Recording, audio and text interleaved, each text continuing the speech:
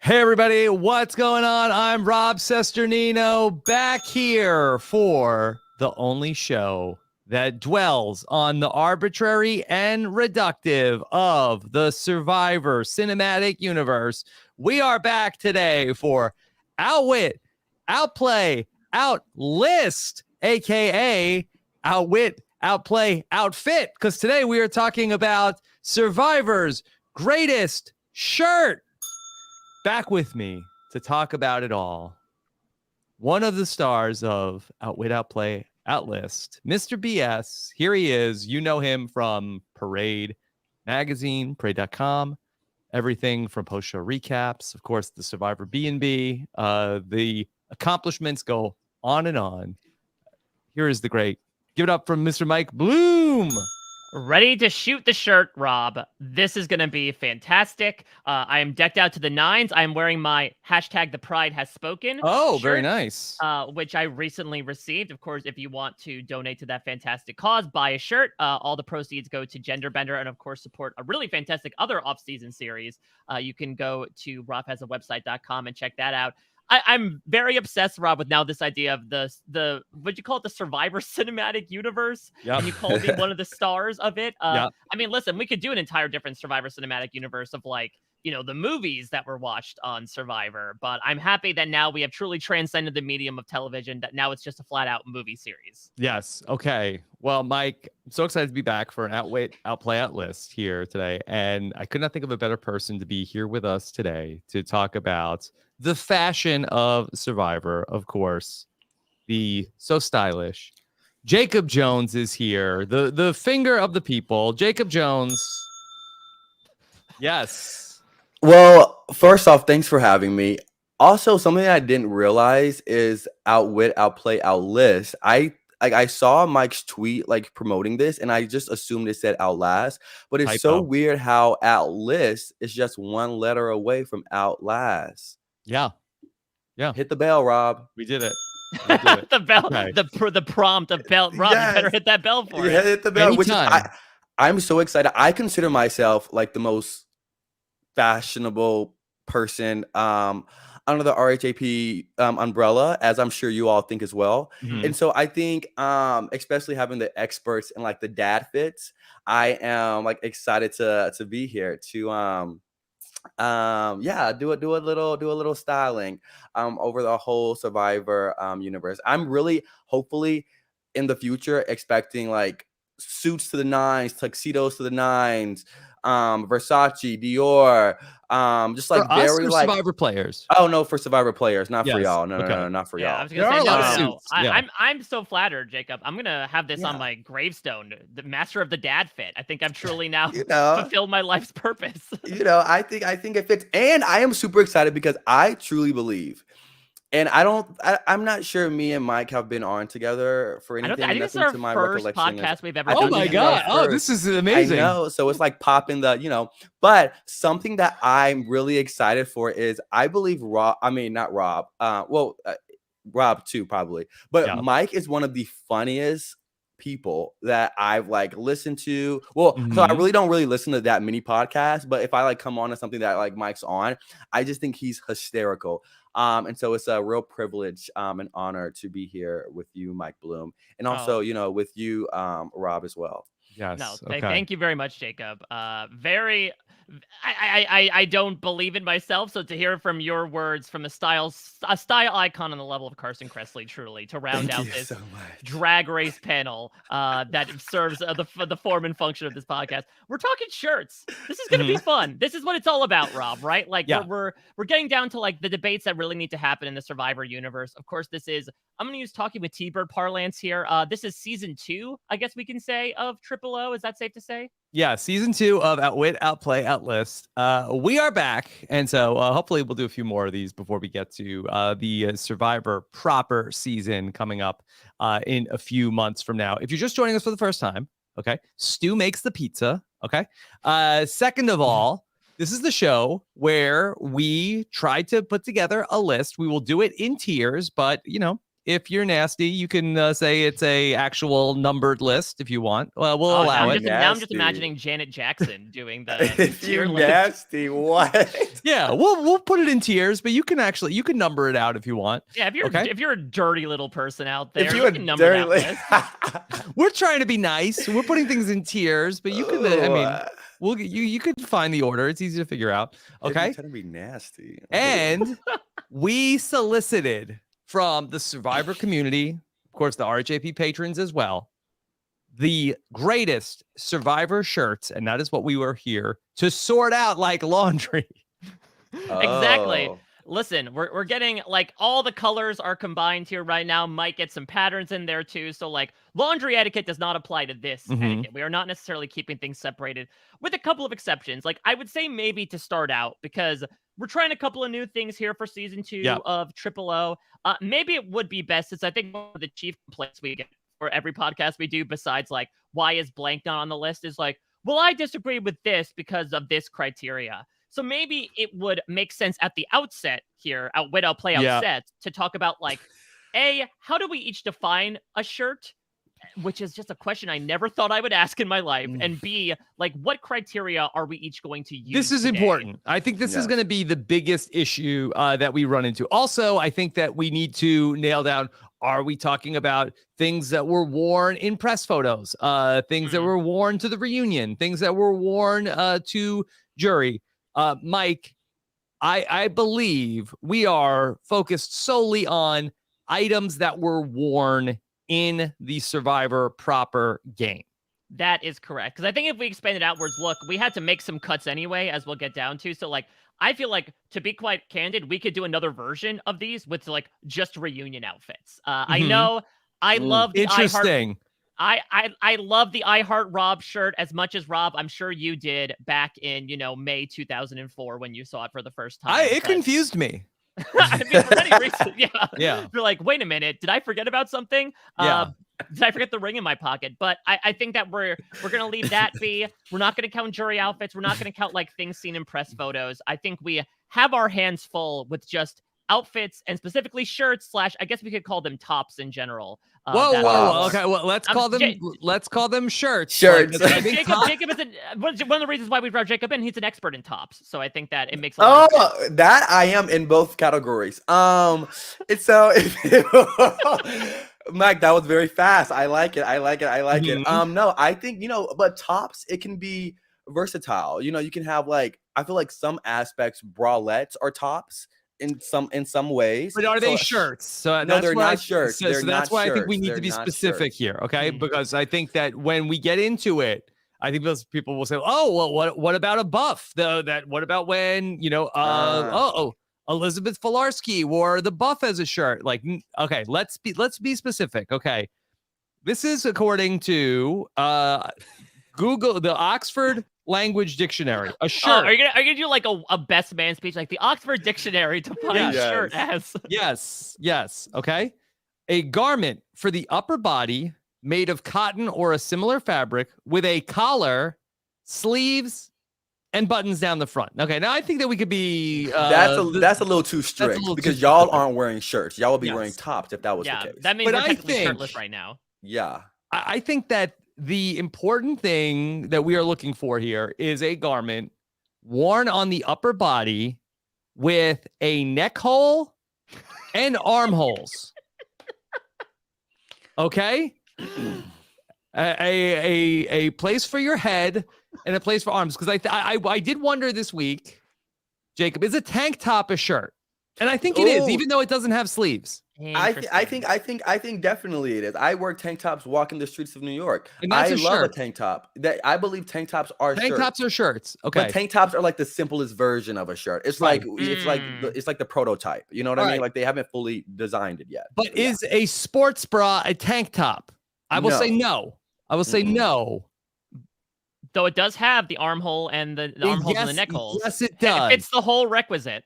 It's close. It's close. But I have to say that I don't think a bathing suit top or a sports bra or a brassiere. What's a brassiere? That's the formal word for a bra. I thought it was a bralette. That's how you introduce the bra to your parents. Wait, you thought the formal name for a bra was a bralette? That's what I said earlier, right? I said a Hmm. bralette. Is that not true? Hmm. Well, brassiere. All of brassiere those are usually- tops. All of those, or can be tops. Well, I am too, But Rob. they are not shirts. a top does not a shirt make. All shirts are tops, though. It's like But a all rectangle tops square aren't thing. shirts. Mm-hmm. I like There you that. go. Mm-hmm. Yeah, so Right. that's how we define things today. Okay. So everything you're going to see fits the whole quota, and I think is able to cover more area Also, than I think okay, your brassiere bralettes. Now hold on, Mike. There's more. Okay. Oh no. Okay. We got into this week. Is a jacket a shirt? Oh, A jacket has a place for your head. A jacket has sleeves. It goes on the upper half of your body. Is a jacket a shirt? We're going to make the call. A jacket is not a shirt. I agree. Yeah, I would say if you're wearing it like Andrew Savage, for instance, he's not on the list today, right? When he was just in Survivor Pearl Islands, just wearing the jacket and nothing else. I think that there has to have the appearance of like a closed loop in a manner of speaking in terms of the garment. So we'll get to that. Like the fact that Andrew Savage was just wearing an open jacket and nothing underneath that to me does not make the jacket a shirt. Mm-hmm. Yeah, I agree. Like blazers, no, they're not shirts.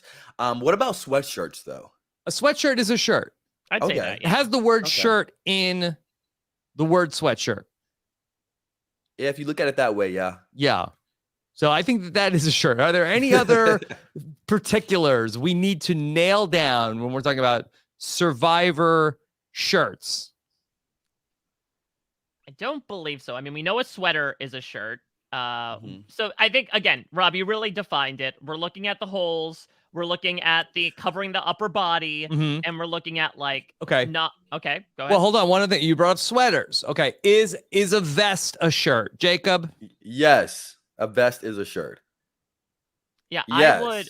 I would agree, because to me, again, it's about that closed neck hole. It's that idea of like, if it's just open, then that's not necessarily a shirt to me, but because the vest sort of finishes things off in a manner of speaking, it's a little bit of a lower, it's literally a deep V, but I think that it Yeah. still resembles to me like a V-neck. To me, Definitely. I don't think a vest is a shirt, but I'm not going to die on that hill. Yeah, don't nitpick, Rob. I won't. A vest is a shirt. Look, though. but you have to have listen, I've done podcasts like this, Jacob, where then somebody comes in. Okay, well, how about what about these shorts? Oh, And saw I say, people on what are Twitter. you talking about? Shorts is not it. And they're like, oh, Rob is no fun. And no, we're defining what the rules are up front. So nobody can say, well, actually, where was this? Yeah, I agree. I think a vest is a shirt. I think, but I think you had a great quote in this, Rob. You said all tops are shirts, but all shirts are not. Wait, what did you say again? All shirts are tops, but all tops are not shirts. Are not shirts. Yes. I agree with that. Okay. Yes. All And right. that can go beyond this. Yes. All right. Are we ready to talk about the greatest shirts in the history of Survivor? And of course, I think it's worth mentioning that this came out of some inspiration that was had during season 42 of Survivor. Of course, some iconic shirts made the season. And so we will talk about them as we get there. But that's where this idea came back and forth, where Mike and I first started talking about the idea for Survivor Greatest Shirt List. And if you have more ideas for other Outwit, Outplay lists, of course, please let Mike Bloom and myself know. Yeah, lots of shirt posting going You have on to in do the like past week. you have to do like greatest underwear, like rank the underwear. Oh, Underwear. I mean, that's our Okay. Bryce Isaiah podcast, Rob. If I ever heard one. Yeah. Okay. Survivor's Greatest elite. Bottoms. That would be. Oh, This There is you the I'm really intrigued. I'm really intrigued for Rob to define what a bottom is. Don't go to Oxford for that. no. I mean That's really off. that would be well, that would be pants also. I think that could be pants, could be underwear, could be shorts, could be leggings. Mm-hmm. it Could be depends on tights. how you look at it. Okay. All right. Let's go to our honorable mentions. Are we kicking this off with? Okay. Yeah, let's we start have with a few honorable mentions, because I think, again, it's going to be a little bit of like the where's blank. We're typically used to those responses. So we wanted to call them out here of the ones that are shirts, but didn't necessarily make the list today. The one I'll start with is actually the one on the right. This is Danny Boatwright's custom Chiefs jersey that she brought to Survivor Winners at War. I will say, Rob, you and I talked about, we have gone into the closet before, in a manner of speaking. We talked about Survivor's most noticeable hats with Chantel Francis back in season 1 of this. I will say, like, the hat, I think, is more iconic than the jersey. So for sure. Sort of let that sit under the radar. I know we got a shout out for Coach that he brought this like decorated black button-down shirt with the cuffs in particular for his 2 seasons. And then Debbie Wanner did in Survivor Co. Wrong have this like sort of leopard print pattern outfit going on. But listen, when we're talking about Debbie Wanner and like animal print, it's got to be about the tiger bathing suit, which could also be another future Outwit, Outplay, Outlist. So she sort of ends up getting caught by the wayside here. You know, batten down the bomb doors though in response. When she finds certainly. In the case of Coach, perhaps in Debbie, shirt, one of the least iconic things about these people. They got a lot of other things going on. Yeah, that's true. Yeah, their wardrobes definitely might be one of the least iconic things about them. Okay, all right, then. Let's go ahead and talk about our first actual entry. This is our first actual entry, and we're starting with one of the biggest characters in Survivor history, a name that just rolls off the tongue as naturally as Boston Rob, Brett Klauser from Survivor Samoa. Some would say an icon, I would say a legend.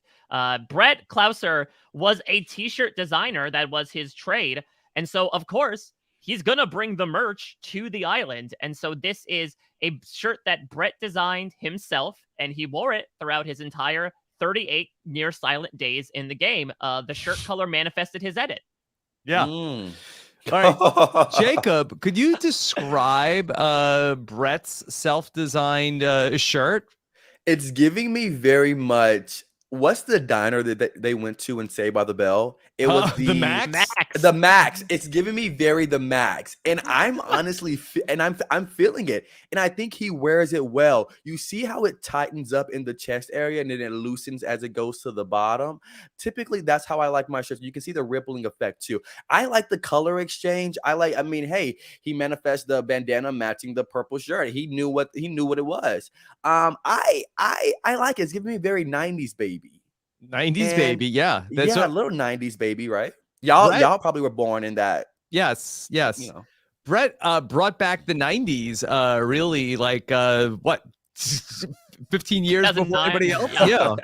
Yeah, this is back in he's like, all right, well, we're nearing 2010. I think it's time that we bring the 90s back. I totally agree with Jacob, it's been 10 years. Yeah. Let's bring back the 90s with this shirt. Very much gives me that familiar purple and blue pattern that you have on those paper cups that you would have around the office as well in the 90s. That's what I'm feeling right now, and I love it. But it's also in such rarefied air because we have not had someone bring their own fashions onto the show, right? You had what PG attempted in Cambodia, right, where she tried to hide flint in her earrings. But I feel like outside of that, those that have been as fashion forward as someone like Brett have not been able to self-promote while they were on the show. I don't even know if the show would allow them to do that nowadays. So I'm glad they allowed him to do it here. Yeah, and this is a little bit of a coup for Brett Klauser to even make a list for anything. So congratulations to Brett for being here on the list. He's not Mike Tyson. He's Brett. Yeah. He's, I have a question. Is this something that because obviously y'all both have graphic tees on. I, for one, don't buy graphic tees. I don't wear graphic tees just because I feel as though they don't really necessarily fit my body type or what I'm going for. I like a little tighter clench to my body than a flowy effervescent, especially the top half. Is this something that you guys would buy, just roam around the house or go out in the city with? Oh, that's a good question. Maybe that is a piece of criteria as well that we can each talk about. Okay, now we have a giant Rob. I was just trying to see if we could that people get the shirt. I wanted to see if we could play with some of these different options here on StreamYard. So I would buy a tee. I would say that I am more of a V-neck person than a tee personally, just because I don't want to feel too choked by my shirt. But I do want to your Depends point, on the day. Yeah, I want to be a little bit in Cincinnati, right? I want a little bit of cinch on Come my on, shirt. Snatch Daddy. Yeah. Exactly. That's the second line of my gravestone. Dad fits Snatch Daddy. But I would personally, I'm a t-shirt guy. Always have been, always will be. Yeah. Would I wear the Brett Klauser t-shirt? Yeah. I mean, I wouldn't flock to it, but I mean, if his goal, he's a designer, he designed that shirt. I'm imagining that if he went on the show with that shirt on, he's imagining, oh, people like the shirt, people want to buy the shirt. I would not wear it, but I would definitely compliment someone if I saw him at a bar with it. Yeah, that's where we would go. Looks almost kind of like exclamation points. Definitely. Because or construction paper cutouts. Yeah, Brett Closer had so many exclamation points on his game in Survivor. All right, so let's see if we can place this. Let's not spend too much time on Brett Closer. Okay. All right. So here is our tier list. Of course, we use the tier maker app. There are 4 tiers. Mike, could you talk us through our different tiers? Sure. So going from top to bottom, because we're talking about the tops today, worth playing for. That is like cream of the cream. Absolutely. Cream of the cream. Oh yeah, I guess I did the English translation of it, and I realized it doesn't work as well than the French version. But it's like top tier, quite literally. Would wear this, iconic in all sense of the words. Below that is My Life Is Fine, which is like pretty good. You know, I think that it's not excellent, but it's still great / good. Ain't No Hershey Bar is like, as the kids would say, mid to not so great. Again, it's not, you know, as good as Colby Donaldson nor Hershey Bar. And then, of course, at the very bottom is, as Crystal Cox infamously said, forget you, go home, goodbye, get the hell out of here, bin this shirt, sell this shirt, burn this shirt, etc. Okay. All right. Jacob, do you have a strong feeling on where Brett Closer's t-shirt should go? Not a strong feeling, because I definitely think he will be moved to the back half of this level that I want to put him at. But I think he's suitable for right now, especially being the first one at Ain't No Hershey Bar. I agree. I mean, it's not ugly. I don't hate it, but I don't know if it should be like in the top half of the iconic shirts we're going to talk about here today. That's the thing. Definitely. And it is covering your top half. Yeah, when I think about iconic, like, I guess by definition, this is, because one of my pieces of criteria personally is like, is this something that we immediately associate with the Survivor cast member? Yeah. And Could I close my eyes and see the shirt? Your eyes. Yeah, closer my eyes. And I suppose you would, but this is a little bit of like grading on a curve, right? Because we don't remember a lot about Brett. So, you know, having his t-shirt be one of the 2 things we know about him does make it 50%, but at like much less of a value than a lot of these other players. So I'm good. Also, Rob, you and I have a habit of like putting something in these middle tiers to start off to kind of like set the bar. So I think we reserve. We're level setting. Yeah, we'll move Brett around. I definitely think he's not in Forget You, Go Home, Goodbye, because like this is not a trash shirt. I think he designed it well for a reason. But I'm hard pressed to try to like bring it out anywhere above Ain't No Hershey Bar at the moment. Definitely. All right. Let's take a look at our second shirt as we go through the history of the shows. Okay. And this is an interesting one. Okay, Mike, tell us what we're talking about next.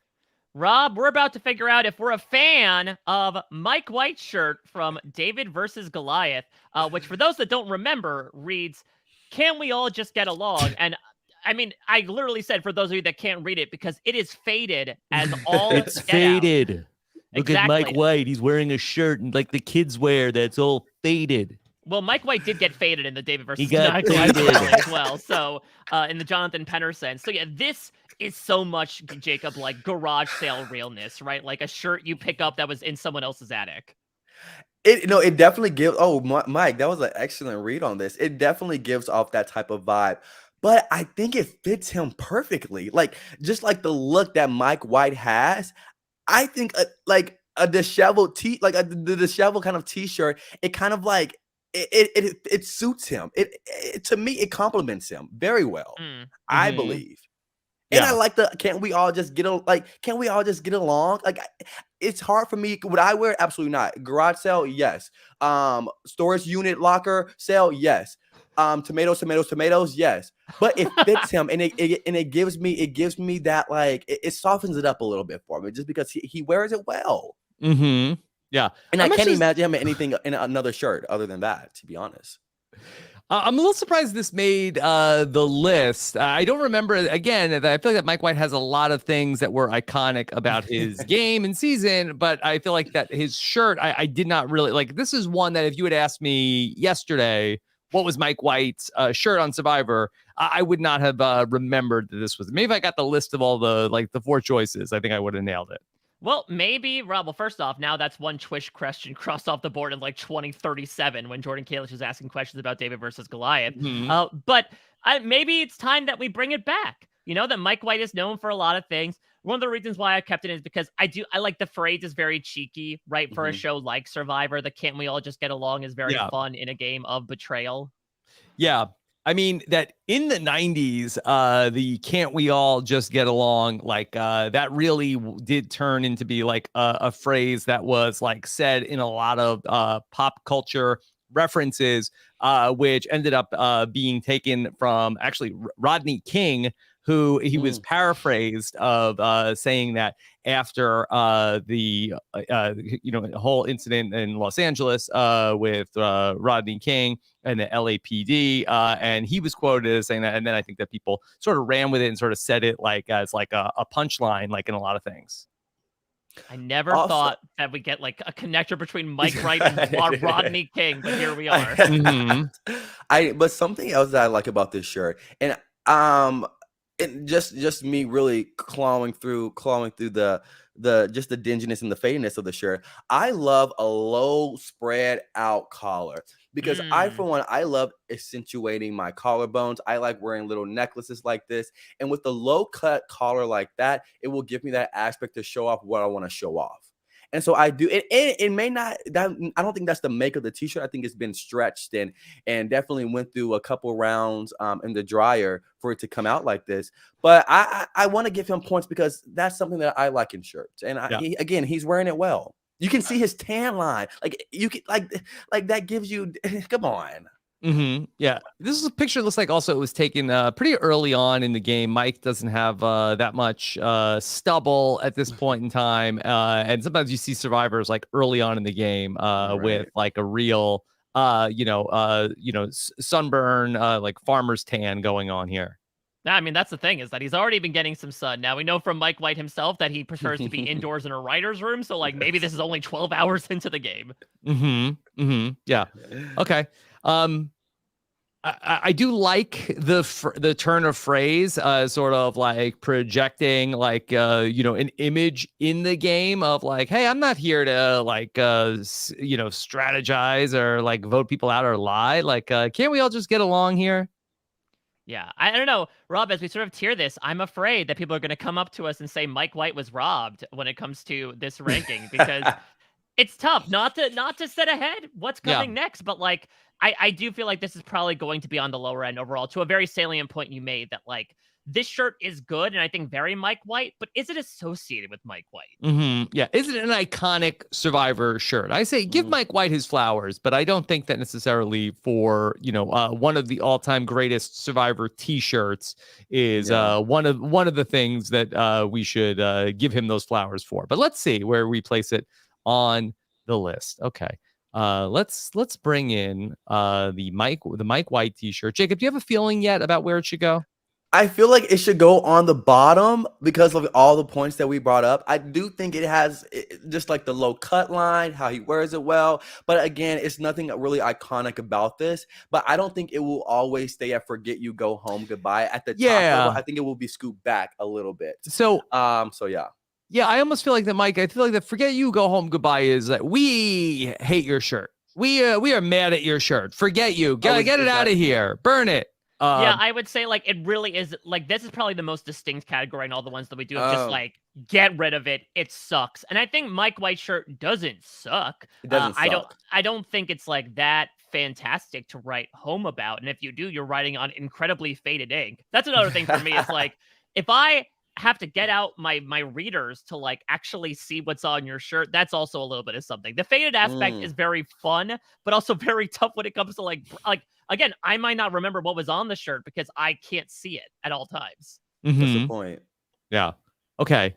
Are we ready to move on to our next person on the list? Yes, because Rob, I'm intrigued to get your feelings on this, considering that you went to Oxford for this, because we're breaking the rules a smidge for this next one.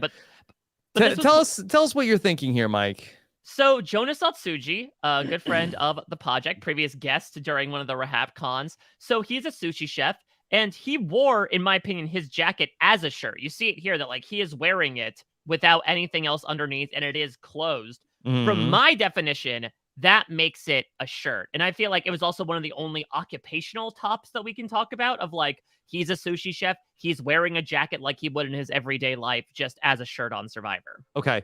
Jacob, have you ever been in working in a kitchen or working with chefs? Never. See, I my question No. is that what does a sushi or a chef who wears a chef's jacket, what do they wear under that?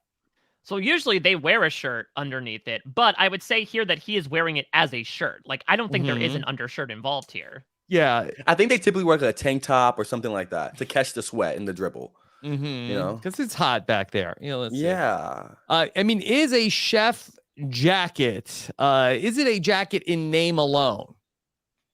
It's a good question, right? Like, I don't know if I'm wearing this out in the cold, personally. If I'm like, oh, it's 30 below, better get my sushi chef jacket on before I head out. But you can definitely work with it. Like, this has so many and I like that I think this is probably going to be the podcast that tops and bottoms and versatility is mostly used and under the RHAP umbrella. Yeah. So I love Happy that Pride for Month. us as well. Yes. But I think this has I like it. I like it because I think you can do a lot with it. Because for me, styling wise, I would open it all the way to my navel. Wow. You know, Yeah. and let it out. I think that in the overflowingness of it, tuck it into some high waisted pants and tuck it out a little bit to have that fluff a little bit. The sleeves are a little chunky. I'm for it a little bit. Yeah, it's technically a jacket, but as I'm looking at more pictures, I'm on chefworks.com of like chef coats, chef bistro jackets, bistro shirts. Like I feel like that this is closer to shirt than it is to jacket. So while the name says jacket, I think I'll allow it. Let's not make a habit of it. Yeah, I totally agree with Jacob here, actually. We're like, I don't know, maybe watching Jonas today, now I'm inspired to like wear a chef's jacket as just like a shirt one day. I think maybe the problem is that it's not exactly that breathable. Ironically enough, despite the fact that you were working in like an incredibly hot setting, it does seem like pretty heavy fabric. But like, I don't know, the way that Jonas is wearing it, it's not necessarily out of the realm of possibilities that you could wear it as a shirt in your everyday. Yeah, I like that it is representative of his occupation, which is good. Like, I feel like that they probably wouldn't have let him wear if he wanted to wear a chef's hat. I feel like that would be not as good, more iconic, maybe. Honestly, yeah. That would have been great for our podcast with Chantel, especially. I think the reason why, though, that they put the kibosh on that is because there's a fair chance that there is a rat hiding under that hat and like telling you how to play Survivor, right? Oh, could you imagine? Yeah. Oh, that was amazing. Snakes and ratatouilles. Yeah. I just imagining Sue Hawk being like, Richard, lift up your hat. There's a rat under there. Oh, yeah, Rich. I think there's something under there. Yeah. Jervis is like, hey, we should eat it. We should eat it, literally. Okay. I like that. But I mean, honestly, because I remember watching One World and I remember Jonas. But when I think back on it, now you bring up this picture, now I'm remembering, oh, he did have a chef jacket. But if I was like, oh, Jonas, chef jacket, the correlation would not have been there, even though it's his occupation. And so it takes off like a little bit of points for me, but that's like Mike's area to take off. I'm not going to take off. I'm taking off for strictly style, fashion, and execution. And I think he wears it really well. I like this. Yeah, I like it. Yeah, come on now. Okay. Yeah, it's a cute look. So let's see where it's going to ultimately go. All right. Is this going to be higher than our first two entries here onto the list? All right. So it is not Forget You, Go Home, Goodbye, right? No. Definitely not. I mean, if I'll put in an opening bid here, I might put it in My Life Is Fine, which is odd. Putting it above, like, both Brett and Jonas are technically wearing shirts that represent their careers. It just so happens that Brett's is a t-shirt designer. But I think, like, I really like the out-of-the-box aspect of it. and I do like, again, just the occupational value of it. It does take off for me because as Jacob just mentioned, like I would not necessarily associate this with Jonas. Poor Jonas will always be remembered for poop versus dirt above anything in one world, Yeah, including well, his jacket. But is it shirt versus poop? exactly. Did someone shirt in the shirt? That's up to Tarzan to decide. But I personally think right now, like it is to me a step above the previous two that we mentioned. Maybe it's just the advent of using a sushi chef's jacket as a shirt, but I feel like that's enough for me to put it in the next tier. Certainly not in worth playing for, but maybe a step below. How do you feel, Jacob? I completely agree. I was gonna put it there myself. Okay. I think it's unique. I think it looks well. I think I love it. I would wear it. So okay. Yeah. Best Valid Survivor shirt of all differently, but time so far. Okay. All right.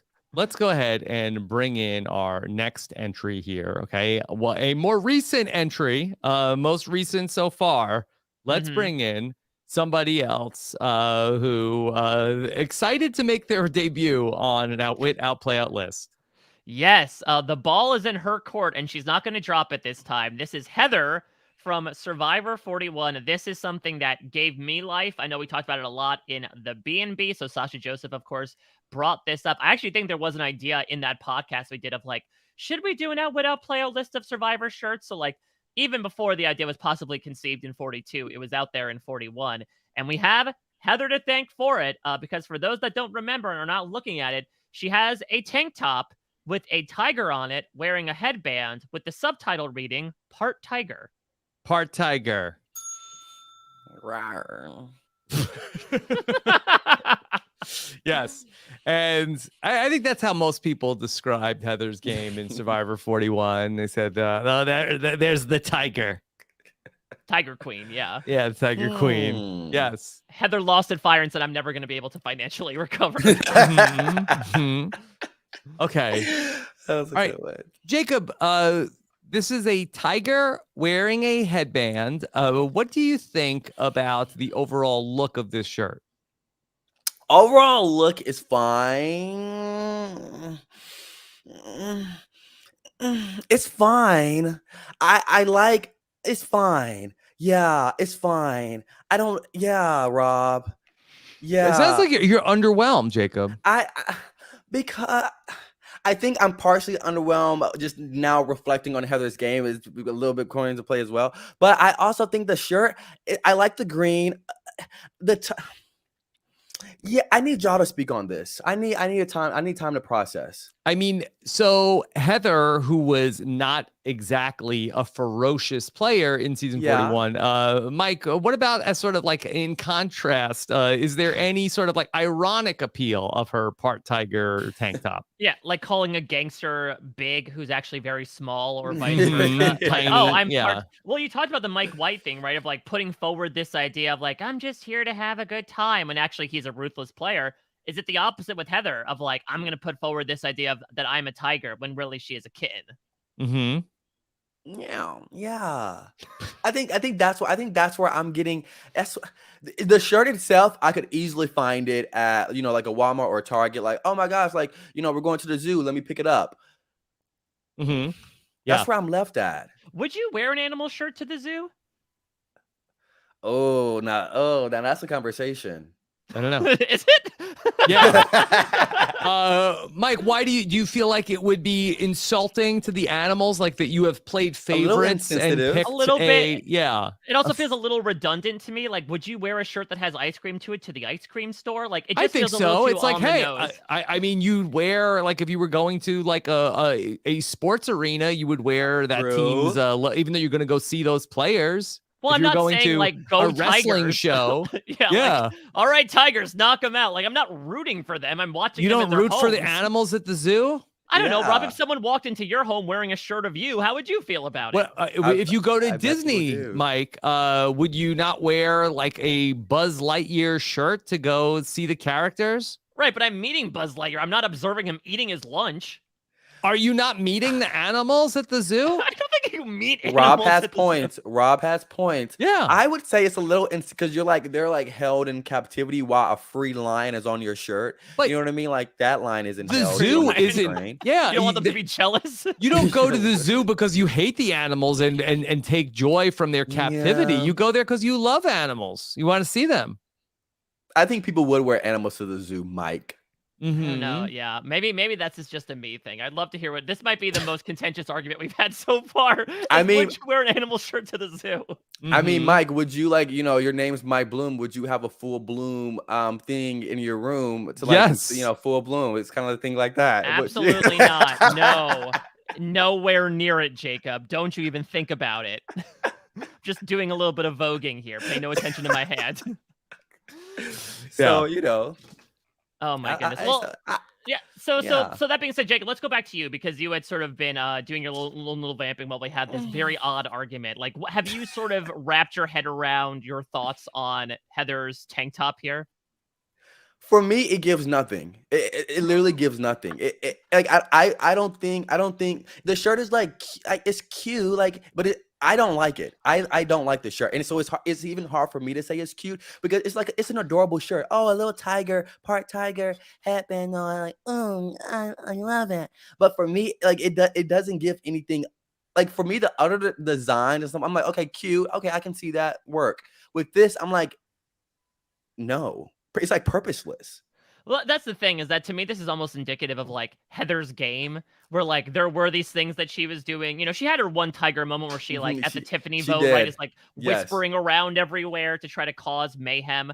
But we really did not see it. We only saw part of that tiger. So it's almost like indicative of, unfortunately, what we saw of her. But again, I'm going back to the Brett argument of like, this is something I certainly remember about her, Yeah. but it's something that you remember about someone that you really don't remember. So Don't what does it make amount to? sense. I mean, and y'all talked about it on the B&B, which I feel like it like for me, like the iconicness in that manner itself brings about some points, but that's all the points that it gets is that y'all had a conversation in regards to this t-shirt, even though the B&B y'all shoot the shit a lot. And so Shoot the shirt. you know, shoot the shirt. Shirt's shoot the fired. shirt. Yeah. But yeah, it doesn't. Yeah, I would not. I would not like gift this shirt to anyone that even like tigers. Okay. So Jacob, you're almost saying that this shirt's not iconic. Sasha is iconic. Period. Mm-hmm. Okay. That we can all agree on. That is worth playing for. All right. So let's take a look at where we are with the part tiger t-shirt from Heather. Okay. Let's see. Is it Forget You, Go Home, Goodbye? I wouldn't place it there because I'm not throwing. We're not up, mad at it. Nose bloody, punching my screen right now, angry. But I'm also not like alive. Yeah. Okay. No. Not violent, but not alive. All right, so let's move it up. And this makes an intriguing pairing. And Mike, you know that you and I are always like looking for truth. And I think that sometimes that when we have things next to each other, that feels like, oh yeah, that's where that goes. And to now have the pairing of Mike White and Heather, who so many people from the moment the season 41 cast was announced said, oh, this is Jennifer Coolidge. Yeah. I mean, it could be really nice. Like, it's like my friend is here. Oh, no. I'm going to put my tank top in ashes and bury them at sea. Oh. Yeah. I mean, could this mean... My mother would be so happy. My tiger. Oh, no. Yeah, I mean, now it makes a lot of sense. Now, the question is, are we filling out the cast for the White Lotus season 2? Could Brett Klauser be playing like an Alec Merlino-esque role? Yes, he could. Yes. Okay. And Jonas could be the sushi chef. I know he's in a tier above, but like he could be working in the kitchens. Sure. Oh my gosh. Perfect. That's Jennifer Coolidge. That's funny. Mike, I never saw it till right now. It's the thing. Let's meet our next person here on the list, of course. A legend of the game, but how legendary is this shirt? Yeah, so this is Sandra's shirt. I believe this is something that she got. I'm trying to remember if she got it from when her husband visited. I know this is, I believe the pick is when when she played her idol. So this is this looks like this is heroes versus villains, and I think that because half of her heart is in Afghanistan. This is when was it that her, and I don't want to make was it her uncle came? Right, that's she what had another member of her family come because her husband, as the shirt says, is in Afghanistan. Yeah, and I believe that's when she got this shirt, which this will not be the last time we talk about a shirt that was received at a loved one's visit. And so, yeah, this is the shirt that she is making here. Looks like it's kind of like written in mustard, but yeah, it does indeed say, like, one half my heart icon is in Afghanistan. I will say, like, the graphic design of it is really interesting. I'm thinking of, like, the John Mulaney bit, right, of, like, writing the happy birthday signs, like, big ass H, big ass A, and it's like, I'm intrigued by the is in, sort of like leading in a trail down that they're on their own lines. And it's kind of like going down the torso. Like I like the proportions from like the top half from the bottom. Like again, it's evened out. It's evened out very well. You know, and it's tough. Afghanistan, long ass war and long ass word. Yeah. Yes. That's true. Tough to get on a shirt. And tough to spell. Yeah. Yeah. Okay, Mike, as the resident Survivor historian, just how iconic is this shirt? It's a good question. We brought this up with Sandra and like the hat that she wore in Heroes versus Villains. I would feel like that's more iconic. Is it taken away by the fact that she essentially wore this shirt for 2 episodes? I think that might be the case. I love the message of the shirt, and like we were talking about, like the odd, like it's almost making like, it's interesting. Sandra says, anybody but me. And if you look at the pattern, it is a giant eye on her chest. It is. I did notice that. Dang. Yeah. Wow. Secret message. It was there the entire time. Who knew she was playing such a selfish game? Right.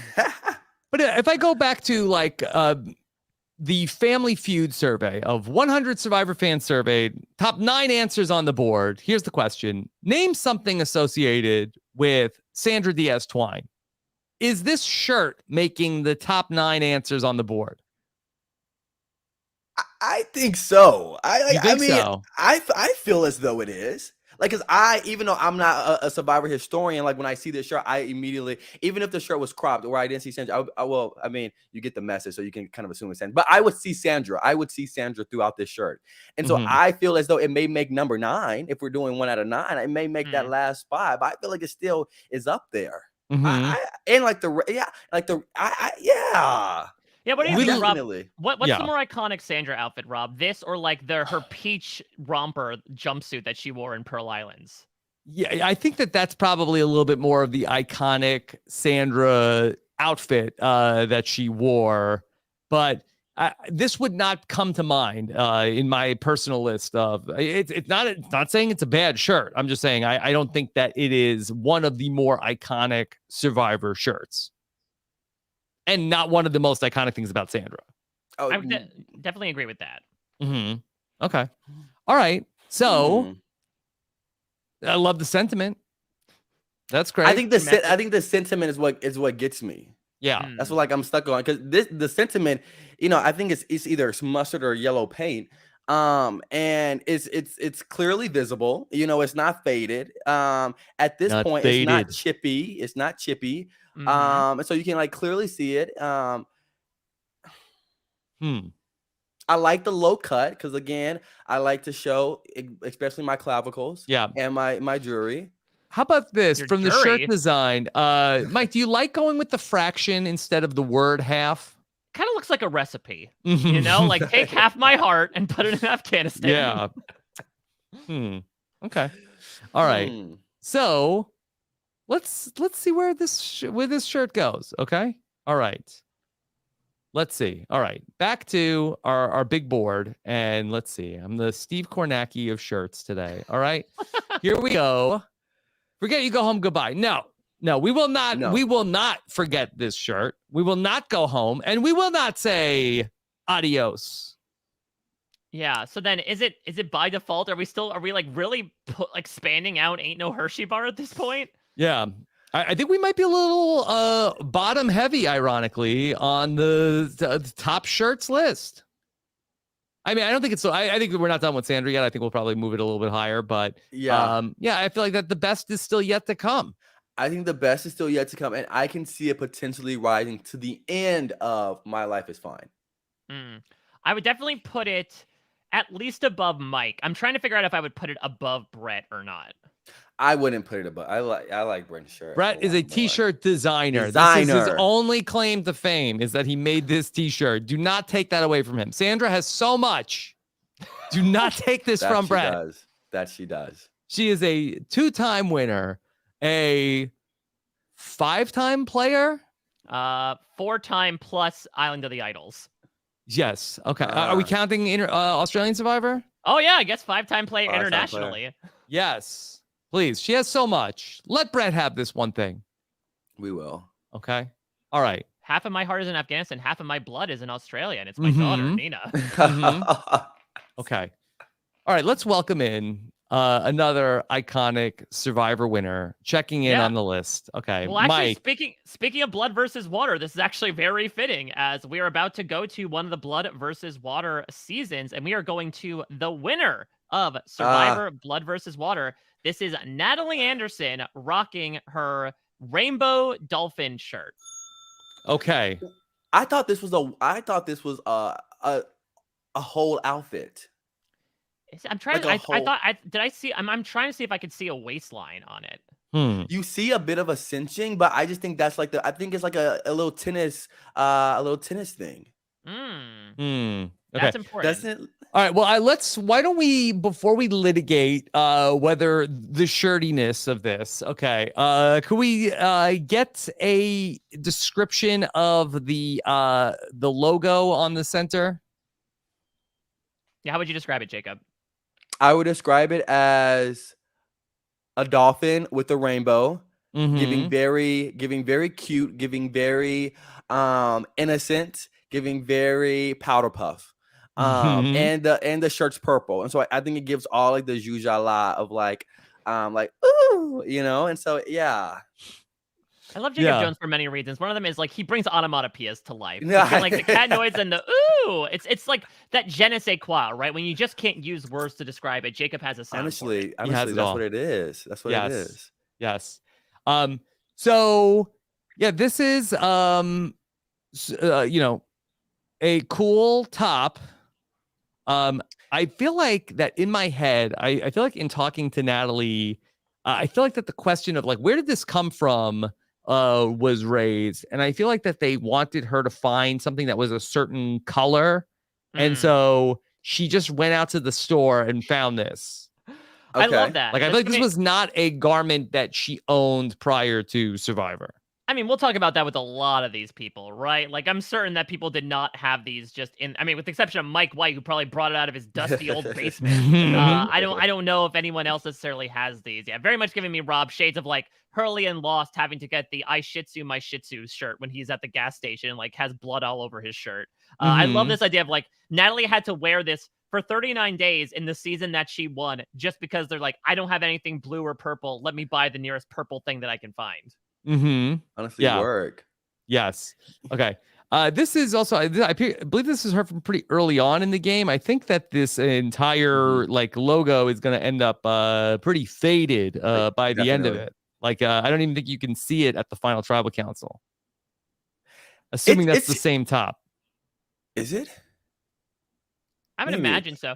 Now, I'm trying to remember, what did Nadia wear in Survivor? I feel like she had another animal-based garment that obviously, was not around long enough to experience. Yeah.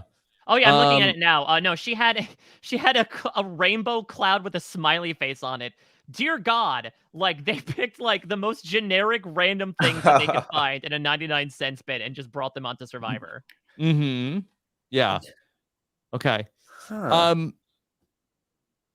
I think it's cool shirt. Cool shirt. It doesn't do much for me, and I'm still trying to figure out what's like. But this, honestly, like if I wore this, it would be a amazing crop top. Like it would probably go to my belly button and like stop there, like the top of my belly button, and I would like rock that shit. And so that earns a little bit of points for me. Yeah, I'm looking at another photo right now of Natalie Anderson, and I feel like that there was a dress portion for this. Would you call this a What would you call this? A sundress, Jacob? No, I would not call it a sundress. What would you call it? I would call it a skirt. A I think skirt. that's a Skirt. shirt and a skirt. A shirt and a skirt. I think that's an official name, a Mhm. skirt. I think. Oh, like like sporks, like spoon and forks. I think it would Mhm. be called a short. What did I just say? Skort. A score. I think it would be called a score. I think that's the legit name for it. A score. Yeah. Okay. All right. So I found another picture of Natalie Anderson, and I feel like that she took a scissor or a machete and cut the bottom of this off What a at some legend. point. What a At some legend. point in the game, and let me see if I can bring that up Oh my to God, I share love with this. you. She's cleaving off allies and garments. Yeah. Yeah. True game. She's a game changer and a garment changer. So if you have a skirt, okay, and then you cut the bottom part off, does that make it a shirt? 100%. Oh, work. No, Yeah. I like this better. Now this is you fashion. If you have pants and you cut off the bottom legs, are they not shorts then? Yeah. So take a look at this, okay? This is fashion. This is something we can work with. Okay, is this not the same? And I think at some point she starts wearing it inside out, maybe. Yeah, I thought it looks You faded. can tell I by the think- sleeves. You can tell by the sleeves. You tell by the sleeves. I think it's the same garment. But it looks like that she's taken the machete and just hacked off the skirt part of this. like I the do no, like- she That's she pretty hacked off, amazing. Like the front and the back, and kind of let the sides lift up a little bit, and has the front a little bit running long a little bit, and then the back, I'm assuming it runs long too. So it's a look. It really is. Wow, Mhm. Rob, more of a seamstress than Krista Hasty. Who knew that Natalie Anderson was Work. the one to bring the sewing skills? Okay. Also, I think Work. very much stands out for a comparison to like John Mish's, Bruce Banner attempt at a sleeveless. But Boy, Mhm. I do like that sleeveless attempt though. I can't lie. I do like the rugged look. It gets me. Okay. But can we rate this shirt opposed to the other one? I mean, it's sure. It's the But same can we general call it idea. yeah? Can we say I for fashion purposes, I would totally wear this, and like even with like a speedo, like just like something like real like smitty, just show an extra bit of leg, Smutty or Smitty? a little bit of both. But yeah, You say potato. I say potato, and so Mhm. I like the layout of this shirt. I don't think it's an iconic shirt, especially for Natalie Anderson. Right. But I think the look of it, this look, now this is a look. Now Yeah. you can say what you want. Okay. All right. Well, let's go ahead and look at our board. I think also it has a lot of elements people like. People love the rainbow. People Yep. love dolphins. Hey, it's Pride Month. People love dolphins also. So you got a lot going. People love Natalie Anderson. Do you think it could have been a thing where if the C award existed back in the day, that she would have unintentionally gotten the money because she happened to have a dolphin on her shirt? Yeah, probably. Yeah. Okay. No Huh. comment. Okay. All right. Let's go ahead and place Natalie Anderson and the rainbow skirt, which will one day become a machete chopped shirt. Mm-hmm. And Okay. I live. Don't forget you go home. Goodbye. No. I wouldn't place it there. Do we just keep adding to the overpopulation of Ain't No Hershey Bar, or are we moving it up? Mhm. Yeah. I honestly, because I like the innovation of it, I like the styling of it. In that other picture that we saw for, I would take the sides up a little bit more and let the front hang a little bit longer. Yeah. So like I can dress this down, and it's a unique look. Like she did this herself. You know what I mean? Like it's not Mhm. like you have a sewing kit, you have thread, you got the machete, you took it to that shirt, and you sliced and diced it like Pico de Gallo. I have to give her props. If call this a stretch, call this a reach, I'm willing to put it in my life is fine. If y'all give me this one, because I like the innovation. right. It's innovative. Okay. Who am I to quibble with the heart Can of I Jacob Jones? make a counter offer? Okay. Ooh. All right. You can. I feel like that Brett is too low. I'm I looking feel at like it that. now, and I feel don't like that disagree, yeah. Brett's shirt does not belong with the other three that are here. I feel like that Brett should come up and maybe be ahead of Natalie. So I definitely agree that he should come up in My Life is Fine. I think that I'm, now I'm either way on where he should go in My Life is Fine. I'm good I could see him being maybe the person, the closer of My Life is Fine, perhaps. I can see that too. Yeah. He is basically the gatekeeper. He gets the save, right. for the Samoa team at the end of the day.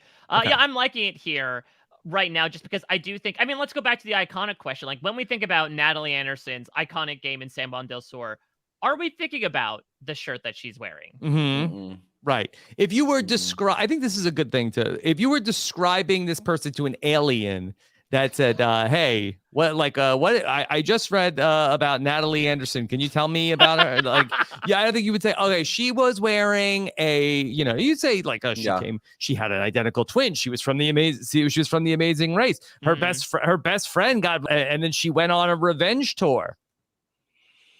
Word. Jacqueline, did you vote for who I told you to? Good. Yeah. All that. But I don't know if you would tell the alien, and she wore this. So are y'all trying to make a case for homie Brent to come before her? Brett. Oh, Brett, come before her. All right, Julie Chen Moonves. I think it's fine the way it is. I like Brett being sort of the bouncer to My Life is Fine. Can you beat Brett? I feel like that is not Mike Tyson. Can you get past Brett to get into My Life is Fine? Yeah, I personally am fine with putting Brett above Natalie, because even though he's not remembered for much, I do feel like the t-shirt is more significant to his experience. Ironically enough, they nearly played the same number of days, Natalie and Brett, but Natalie just had much more to talk about than Brett and his t-shirt. Yeah. I mean, and halfway through the season, you couldn't talk about the squirt anymore. You had to talk about the shirt. And so that adds a level of difficulty to if you want to communicate someone's outfit, because it would have that diversity of change. Yeah, it evolved. Okay. It evolved. Well, I don't think we should spend too much time on this right now. We can always come back to it. I'm either way is fine with me on Brett or Natalie. All right, so we'll let it be for now. But much like I feel Natalie, you know what? Honestly, I feel like more people are going to be mad if we put Natalie below Brett, and so basically that's my final calculus on it. I'm not going to get one tweet from I'm a Brett Closer stan, and why was he too low? Not one. The close heads are going to come out in droves. The clothespins, yeah. Clothespins, yeah. You don't even realize. Close on Close. That's his podcast. He's going to be very angry about this. Cause his fan base to rise up. Look, if T-Bird can find Brett Closer, we'll talk all about it. Okay, all right. Let's go to our next person. It is the great. Yeah. This is a look. Who's here? It's Lil. Lil's here, Rob. Hey. Look. Why wasn't I on earlier? You said you would get back to me. I did get back to you, Lil, and I'm sorry that you had to come back this way. Mike, why wasn't I on it? I made so many clothes in the season. Krista, I apologize. No, we're talking about Lil. We're talking about Lil Morris, infamously in Survivor Pearl Islands. The cast was chosen to dress up in outfits for a photo shoot. Jacob, this is where you get your suits, your tuxedos, etc. They were stranded with the clothes on their backs, and infamously, because Lil was a Boy Scout master, she had to play all 39 days of Survivor Pearl Islands in her Boy Scout uniform. Okay. The Boy Scout uniform is 2 pieces. So I think she did wear shorts with them, and they are 2 pieces. Yeah, but it's not a jumpsuit. No, I don't think the Boy Scouts went to I don't think they went full Met Gala or anything. It went to one they didn't go camp. They didn't go full camp. Yes, it's not like a Dharma initiative type thing, Mike. No, to Jacob's point, they went camp, not camping. Period. Yeah, so what if it was? What's your problem? Just make it fashion. Oh, I don't know if it's a shirt. I think it's a uniform. This is definitely a shirt, and I like this. I like this. Yes. I think much like Jonas, that when we get to something that also helps the character, if the aliens came and said, "Tell us about Lil Morris," we would say, "Okay, first things first. She's wearing a Boy Scouts. Is it Boy Scouts or Cub Scouts?" I think she was a Boy Scout. Yeah, she's wearing the Boy Scouts uniform. She's a Scout instructor, and she's wearing the Scout uniform. Work. And that eats down like that. Like, but opposed to Jonas, is it Jonas or Jonah? Jonas. Yeah. Jonas. Like the brother. Like the bro. I actually just saw a TikTok of him today. Of not Jonas? Jonas Satsuji? Of the famous ones, the Jonas Brothers. How dare you? Yeah.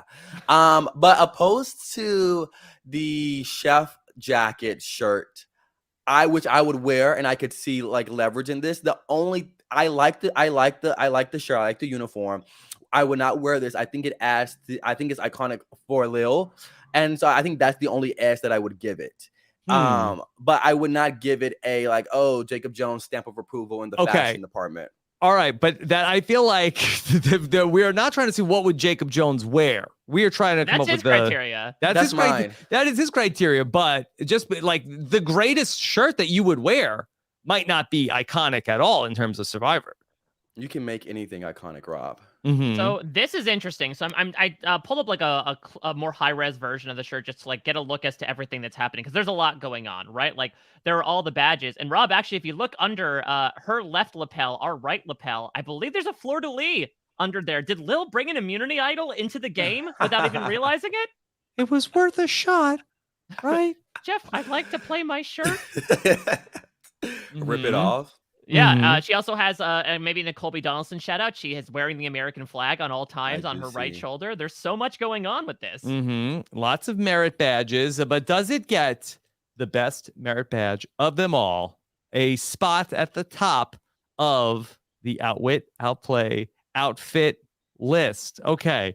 Something else that this shirt is good for. A lot of shirts that we probably will have seen when they get dirty, like it's like, I mean, it adds to the Survivor effect, but it also takes a notch down. Like even even probably Mike's shirt was faded before he went on, but with this shirt it can get dirty and still look amazing. Like it's a Scout shirt, and so it can still have dirt, dinginess, crust, all that stuff, and still look like and still be a worthy shirt to compete.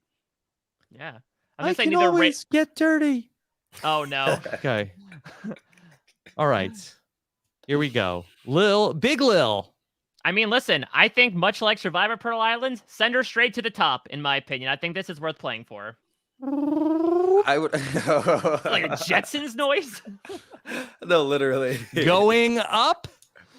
Yeah, I mean, listen. I would agree. Finally made it. Listen, Lil, I think unfortunately, much like Pearl Islands, you won't be number one, but like you're at the top. Still an accomplishment.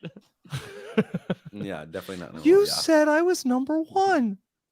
Well, listen, Andrew Savage didn't make the list, so like you get that victory over him, Lil.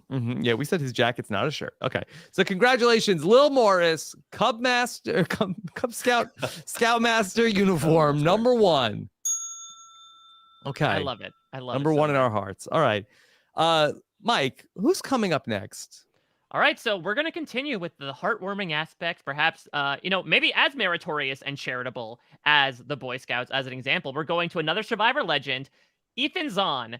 So played in 3 seasons. In his second 2, he used part of his winnings in Survivor Africa to fund Grassroots Soccer, which is a fantastic charity organization that helps bring soccer to underserved communities. And in both Survivor All-Stars and in Survivor Winners of War, he brought Grassroots soccer shirts that he wore on the island. Shocker. Okay. Let's, first off, get the blue Grassroots Soccer shirt the hell out of here. Whoa! I only recognize the iconic yellow Grassroots Soccer shirt. Well, I think you're just having associative memories, Rob, of you like standing on that mat, right, and seeing the other players for the first time, and here's Ethan in his bright yellow shirt. Yeah. No, that's the iconic shirt. The Saboga yellow Grassroots Soccer shirt. Is the yellow, is it a type of, I don't think the other shirt is the same fabric. You know those athletic type of shirts, like the thermal, I don't know if Under Armour? Yeah, I feel like is that the yellow shirt? That was not invented yet, I think, that material. Okay. It looks like, if it's from this picture, and that would get given some points in my book. And yellow shirts, one of the worst shirts to wear on Survivor. They get completely filthy, but in my mind, that's part of the appeal. Yeah, I would say appeal like a banana, perhaps. But yeah, I think that another honorable mention that we left out, Dr. Mike's yellow shirt, specifically the way it wound up, which to your point, Rob, looked anything but yellow by the end of it. Knock, knock. Okay. knock, knock me off the list. All right.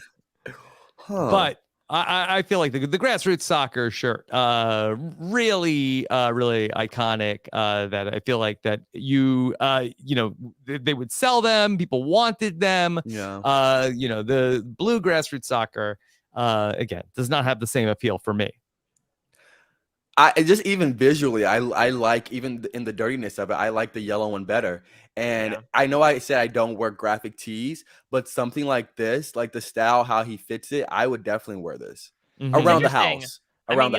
You look at Ethan's two versions of the shirts. The placement of grassroots soccer is interesting as well, right? Usually when you get older, things tend to sag a little bit, but it's quite the opposite. We're like the earlier Ethan, we're going like across the chest line here, and then we go like a little bit above the placement of the logo. Yeah. Yeah. Got a little bit of a tuck there. Yeah. I think the placement of it adds to like I like the yellow shirt better. Yeah. I like the shirt. It's pretty simple. It gets to the point. I like the design, as easy as it is. And I like the message. I like the shirt. Okay. All right. And he looks amazing in it. All right, I think this is a pretty good one. Let's see where we ultimately are going to be placing Eason. Okay. Do you think, would it help Rob if he also had an Easy Bowl, or was it Easy Spoon, the product shirt that he would wear? I think it was the Easy Crunch Bowl, I believe, was our friend Ethan's product that allowed you to, Jacob, get this.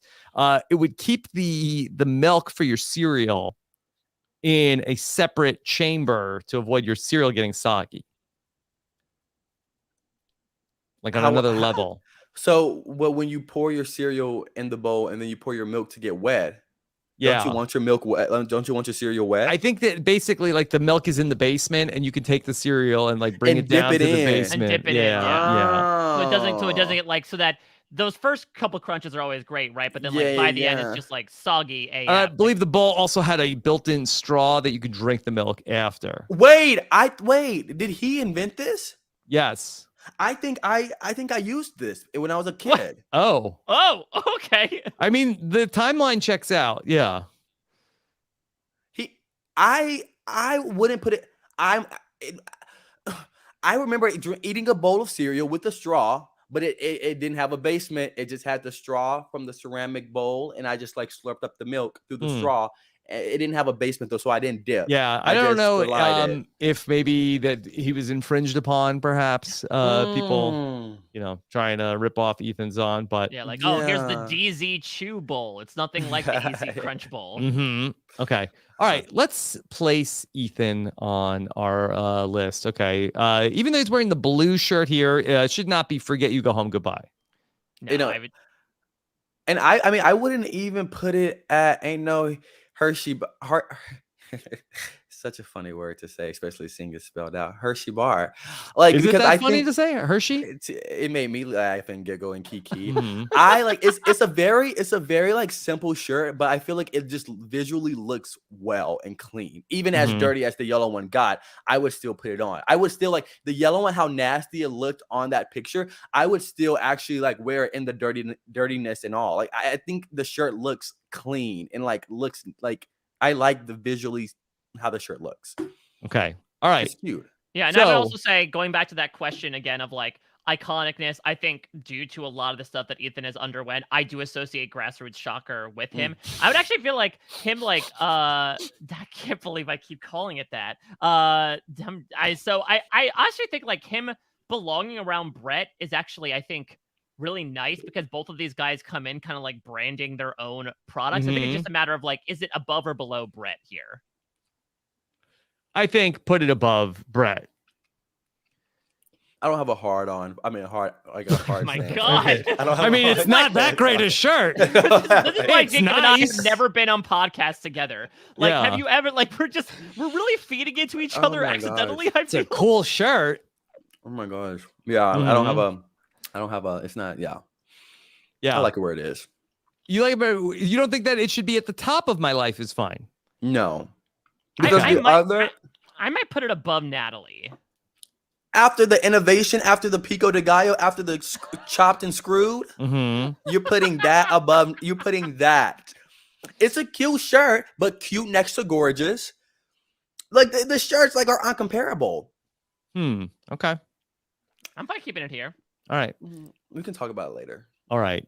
Let's go ahead and bring. I'd fight harder for it if it stayed yellow. But to go to the blue. I know Ethan doesn't control that. They tell him he's on a blue tribe. What is he going to do? Okay. Let's bring in somebody who one of the castmates from his season is already up there. Let's bring in our friend, Dr. Christian Hubicki. Yeah, so listen, this podcast just turned from an hour 15 minutes to about 6 hours with Christian here, because we're going to talk a lot about his shirt here. If you didn't know that Christian worked in robotics, his shirt could tell you for him. It's really simple. It's just 3 robots. I think Christian actually, I believe, because Dr. Amanda Rabinowitz tagged him about this when the shirt was suggested. I believe he gave us the origin that it was like a shirt from the 70s that he found and decided to wear. So him and Mike White seemingly like went to the same garage sale. Or it could have just been that like at Ponderosa there was like a lost and found bin, and they're like, oh well, none of these outfits work, so go pick out something that someone else left behind. Yeah, if I recall correctly, I feel like that Christian's talked about this, and I feel like that his wonderful partner, I believe, actually might have owned the shirt, and then he took it on Survivor. I believe that is the origin story. Emily. So I don't know if that was apocryphal or not. So it's a cool shirt. I mean, he's a robot guy. We talked about how we like it when the shirt ties into the vocation. Jacob, if the aliens came and said, tell us about Christian Hubicki, I don't know if I would have gotten to in all of the things about that he worked with robots and he had a robot shirt. I don't think I would include the robot shirt. Yeah. When aliens come down, if they do. But it's a cute shirt. It's a cute shirt, and like nothing's wrong. Would you wear with it? No. Okay. No. I wouldn't purchase it either. For anyone else. But yeah, it doesn't feed my soul like I need it to, and so no. I'm telling you, it's cute, simple. The last thing I'm doing is wearing this shirt when I go visit the robots, okay? Because I know they will be insulted if I wear this like caricature of them. That they would be pissed about. Yeah. Right. Yeah. Wait, Rob, I can see you wearing this shirt. I like the shirt. Yeah. I wouldn't wear it to go visit robots. Would you wear it on the town with your kids and wife? I feel like this is a loaded question. Where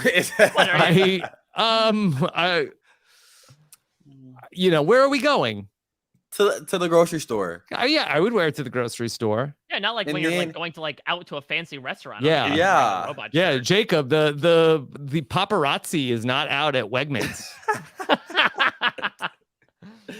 Yeah. I can totally see you in it, but yeah, I like again that it adds to his vocation. Is vocation the same thing as career? Yeah. I believe so. Yeah. Okay, I've heard the word. I just never utilized it until you said it. But it does. It doesn't really do much for me though. Okay, so let's see, where do we place Christian Hubicki and the 3 robot shirt onto our big board here? Okay, all right. So certainly not. Forget you, go home, goodbye. No, that's for sure. To start with a big question, how does he compare to his fellow? He wasn't a brochacho, I guess, but the person he voted for to win David versus Goliath. Is he better or worse than Mike White? I would say better. I like a little bit better. Jacob than Mike Jones White's said it. t-shirt. Okay, I like a little bit better. Okay, if that's how Jacob feels, I think we should go with it. Yeah, because I feel like, again, there's the occupational thing. Like, if Mike White had a shirt that had the script for the Emoji Movie on it, for many reasons. Or School of Rock. Yeah, if there was a picture of Jack Black on his shirt for no discernible reason, I think it might be worth playing for. Yeah. Okay. All right. Let's go to our next person. Another great friend of the podcast is here. Let's welcome in somebody from Survivor Cagayan. Mike, here comes Jatia. Yeah, so Kagayan did the infamous split of brains v brawn v beauty, and nothing represents the brains more than a shirt that says I heart nerds. She really took that aforementioned I heart Rob shirt and ran with it, which is just a green printed t-shirt that just simply says I heart nerds, and that's all you need to know. Mm-hmm. Yes. Okay. All right. So, Jacob, any feelings about... If I aliens Heart came Nerds. down and told Yes. me to tell you about Jatia's game, I would mention the I Heart Nerd shirt. I like this is iconic for her. I feel like this is definitely like this look is her look. Like this is it. Now, like I've seen her pull, off the show way better look, but like for Survivor, like this was Jatia, and I think that itself. Yeah, it separates it. And in these it comes off from like the I love New York, I love James, I love Jacob, I love Mike, I love Rob. All these different type of shirts that we see like casually at little convenient store. Like if we walk into somewhere, we'll see this. So I think it has that element to it. I like the color green. She looked amazing in green. Black people typically look good in those type of colors. Yeah, that's where I'm at with it. So I'm high on this. I'm high. Yeah. Also, Dr. Jatia Hart has continued to love nerds as she is trying to just a lot of content that she produces that she tries to get more and more young women into STEM learning. So she has really continued to advocate for nerds and different types of nerds than you would traditionally think of. Yeah, so I agree with that. But the better question is, what about in the carnal sense? Jatia okay, all right. is happily married. Yes. Did she marry a nerd? I don't know. That's the thing. Like then I don't know if the validity of the shirt is questioned if she did not indeed marry a nerd. Yeah. We need answers. Like you'll say, yeah, I did. Like what? I don't know. We might have to have Bryce ask her. I'm very intrigued. Like I certainly have seen Jatia's husband, but I can't make the judgment call as to what table he sat at in high school. Okay. Now also, that Jatia, who I believe her occupation on this show is a nuclear engineer, also was part of the Brains tribe. The I Heart Nerds sure does play into her character in the show. Has it ever come up much like you talked about with Christian?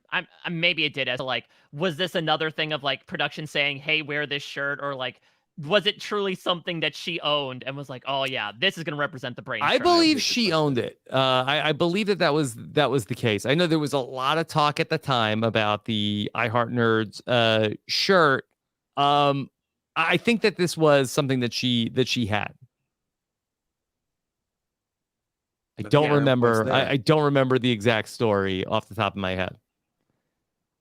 But great shirt. I think it's important to Jatia. Yeah. It's important to her character. I mean, listen, let me be so bold as to say it's a fantastic representation of the theme of Survivor Cagayan. Yes. Like, when I think about the theme, it's not represented in really any wardrobe except for this, right? It's not like the brawn we're all wearing workout gear. It's not like, the beauty women were in floor-length dresses. Yeah, exactly. So, like, I think that, this is a best representation of what the theme was specifically of the Brains tribe. So, like, that gives it a big buff in my book. I think it's at least honestly, it might at least be in like the top of My Life is Fine for me. Okay. All right. So let's move it up to My Life is Fine. Now let's go through one by one. Better than Brett. Yes. Okay. Better than grassroots soccer. I would say so. Okay. The yellow one is still stuck in my mind, but I'm not too hard set on it. I would say that the I Heart Nerds shirt is more essential to Jatia than grassroots soccer is essential to Ethan. Yes. Okay. I would say on Survivor, yes. Again, it's tough because like with Ethan, it's now incorporating something outside. I got it. But I'm just saying in terms of what we saw on the show, I Heart Nerds better than Natalie's rainbow skort. I mean, Jacob loves that thing. He's going to advocate for the skort every single time we. I'm going to advocate it. What do y'all think? What do y'all think? I think Jatia. I think her above the skort personally. Okay, what about above the chef jacket? Okay, well, this is again where when we get things next to each other that go together. Sometimes I love the idea of Jonas. He's preparing the fish and Jatia is pouring out the rice. And I think that together we have the perfect combination to serve our sushi. Yeah, now I'm just loving this like tableside service where Jatia just dumps your food all over the floor. Yeah, Jonas brings out the sashimi, and then Jatia pours out the rice, and then you like fix your own thing. Okay, so on Ain't No Hershey Bar, Mike White is stalking the White Lotus. On the My Life is Fine, we're creating a restaurant now. We're staffing the place. That's I right. love the tableside service. Now thinking about this, the placement of it, like we talked about how Jonas, like when I think about his game, I wouldn't necessarily think about the chef jacket. Like if I wouldn't say, oh, he had a chef. My mind wouldn't go there. But with Jatia, my mind would go to I love nerds. So I think that may give that shirt a little extra edge. Okay. So I like them next to each other. I'm fine with the the rice coming out first before the fish. Yeah. Jonas is the sous chef in this regard. I do think. Listen, Jatia certainly has a lot of thoughts about her experience on Survivor. She lasted, only 4 episodes, but I do think if we're thinking about iconic, this to me is above the chef jacket, which even you, Rob, admitted, like, I didn't remember he wore that before looking at these pictures. I have no problem with Jatia being at the top of My Life is Fine here on the iconic shirt list. All right. Let's bring in one that might be a little controversial. All right. I'm so excited for this one. Because listen, let's bring in this next sad sack. More like potato sack, Rob. Let's talk about Brad Culpepper, who rocked this look in the end game of Survivor Game Changers. Safe to say it was a homemade thing. I do not think he brought this from home. I don't think Monica was sewing this up for him.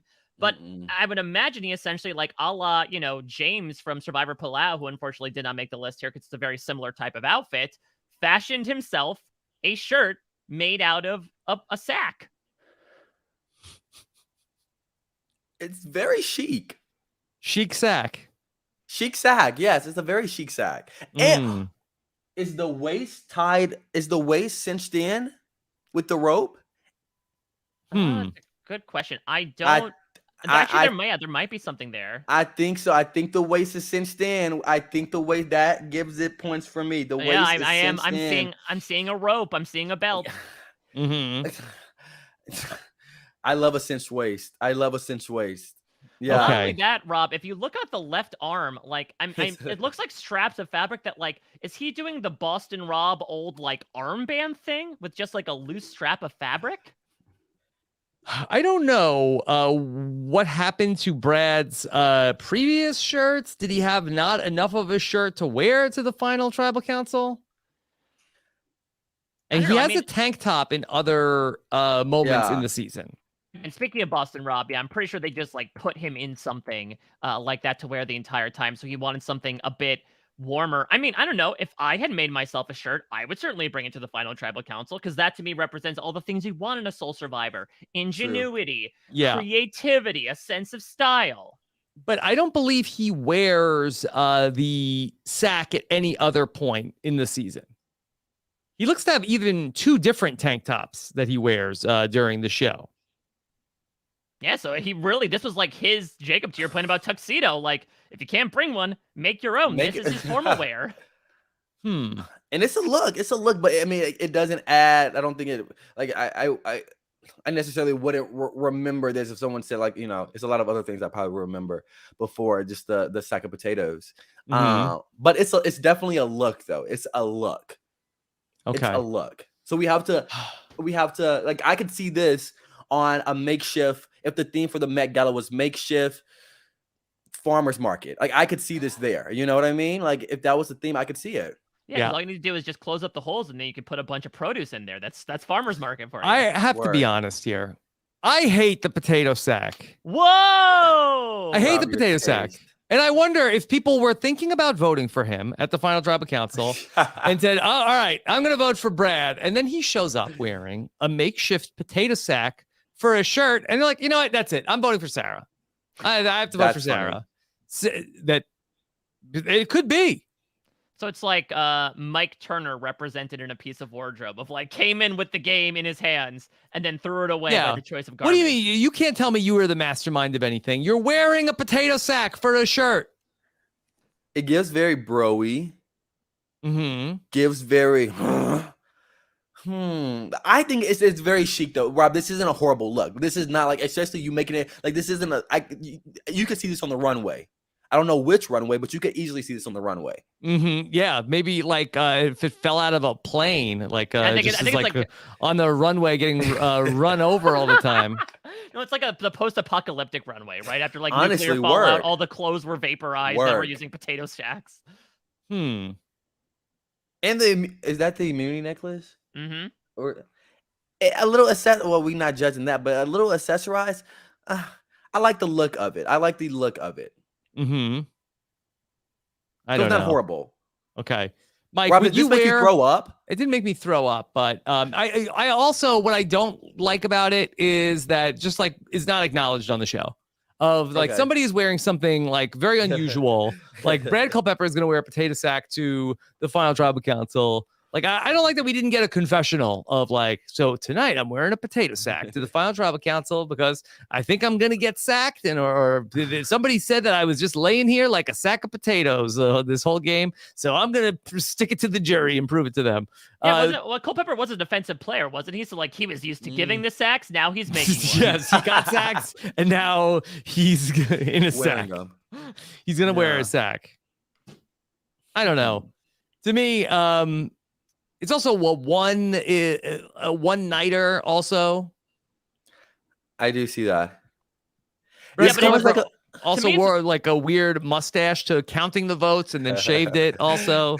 Yeah, I don't know. I feel like Culpepper he's doing weird stuff. He was on one that night. That is for sure. Both like in Fiji and in LA. But I don't know. I love it just because, again, it feels like such a different outfit than everything else. All right. I guess let's look at the board and let's see where this Brad Culpepper potato sack is going to end up.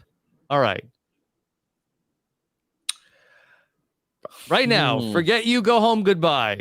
And I think according to you, Rob, you would want it to stay. I think it's I think it is where it's supposed to be. So I wouldn't be like distraught about it, but I don't like it's such an innovative. I think the cut's nice. I like the cinch waist. I think it's a look. I don't think it's like something you would see in like in somewhere. And so I would lean more towards Ain't No Hershey Bar. Is that actually how you spell Hershey? Hershey. Yeah. Yeah, much like Maryland Mad Dog. Yes. Okay, but yeah, Mike, where do you put it? See, it's tough for me because, like, I am very pro potato sack personally. So I think, Jacob, you're the determining vote here. Because I think, again, going back to that alien question, like, when it comes to Brad Culpepper, I would say, like, you won't believe this. This guy wore a potato sack for the final tribal council. Like, I certainly think of that personally. That might be my own warped brain, but that really lifts it in my eyes, at least into Ain't No Hershey Bar. I might even put it, I know it's not going to happen. Like, I would even personally put it in my Life is Fine because it's that iconic to me. Yeah, no, I think I definitely at the plethora that we have in that row. See, I think it should go on the end of, if we put it anywhere, I think at the end of Ain't No Hershey Bar.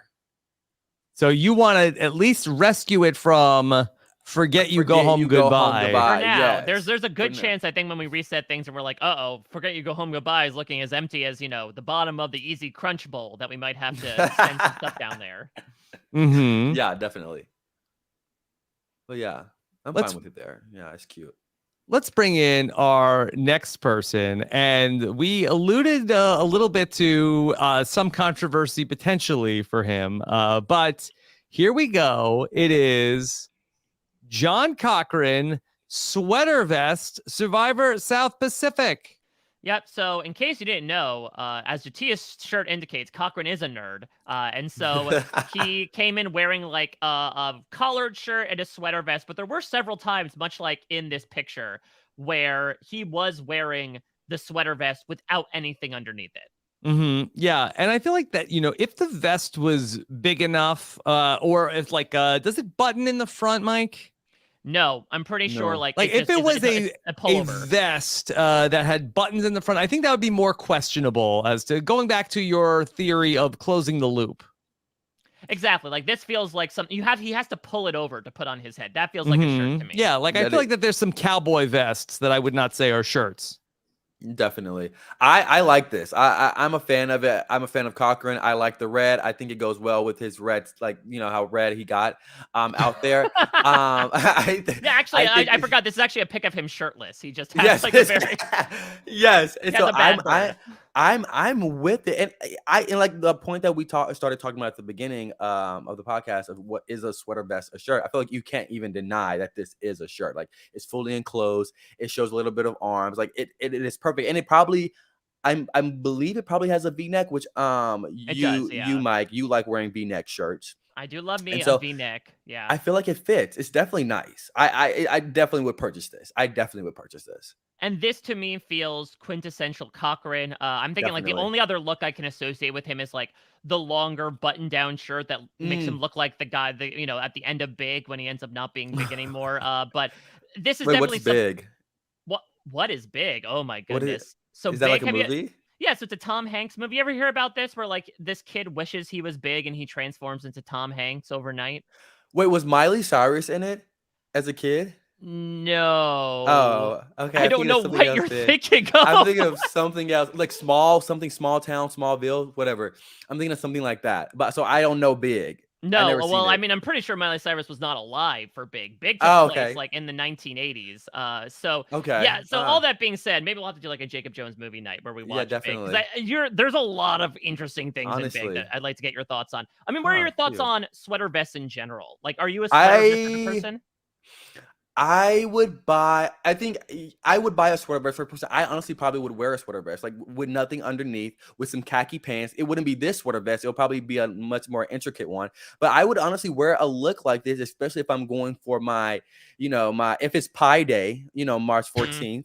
I would definitely wear, something and it's also my birthday too. Oh. I know. So it kind of works out. So I would definitely wear something like this on a studious occasion like that. I would also say that this is one of the more impractical garments that anybody has been forced to wear on Survivor, to have something that is knit in the humidity of the South Pacific. I'm sure that was like rarely dry.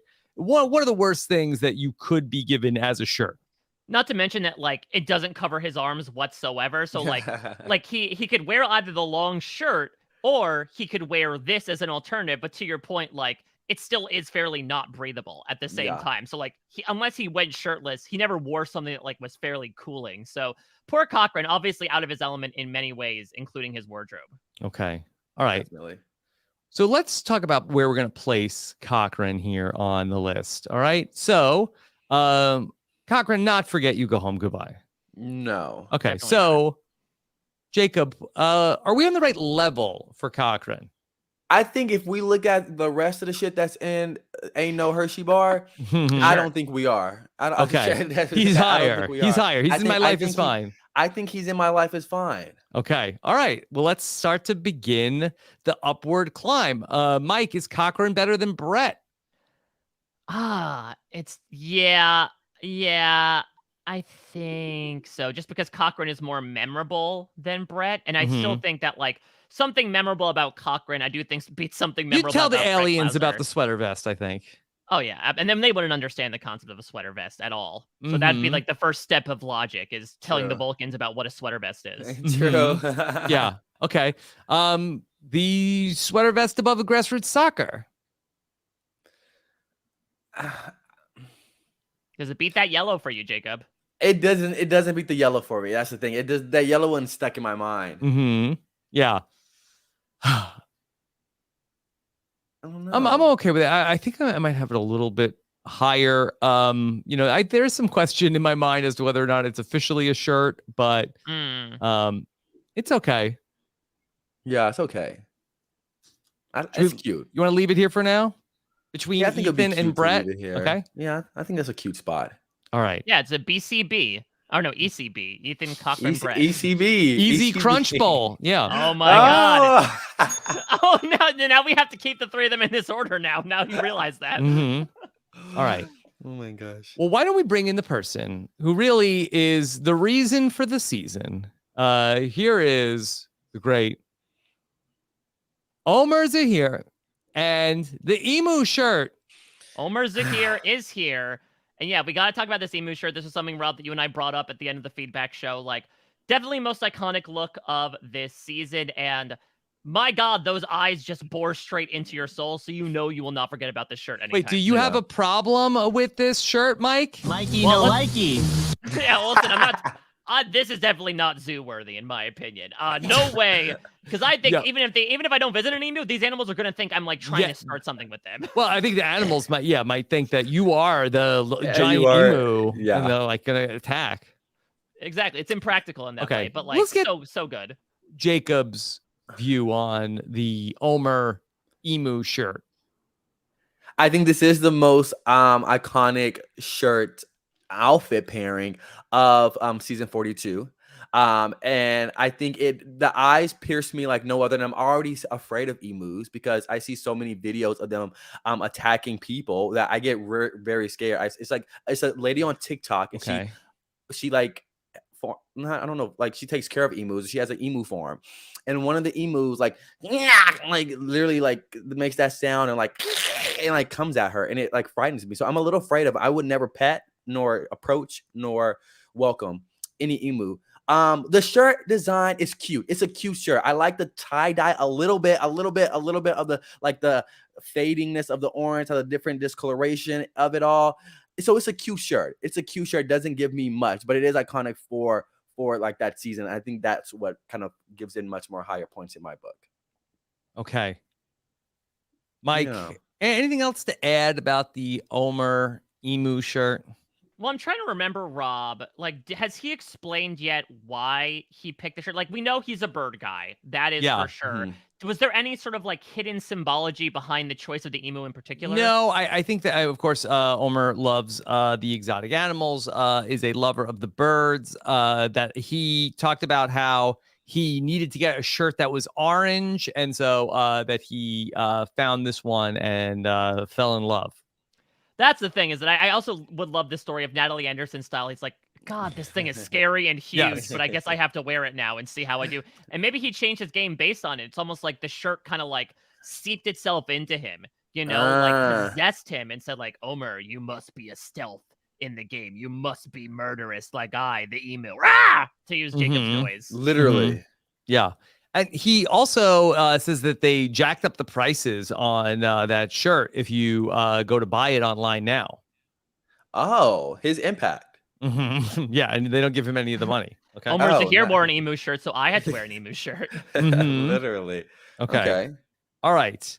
If you also mention Omer on Twitter, he will give you a discount code if you want to acquire the emu shirt. So they do give him some money for it. I don't think they give him money. I think they have a discount code. That's I'm not sure the terms of their agreement. Yeah, it's wild that he might be arguably the biggest influencer from the cast just due to the shirt in general. Like use code Omer for 40% off. Okay. All right. So let's see if we can place Omer on the list. I think this might be an interesting discussion. Yeah. Okay. All right. So and Jacob, would you wear this shirt? No. Okay. No, not at all. No. All right. All right. So, Jacob, I would gift it as like a gag gift to like a person that likes birds. Yes. Oh God, that's demented.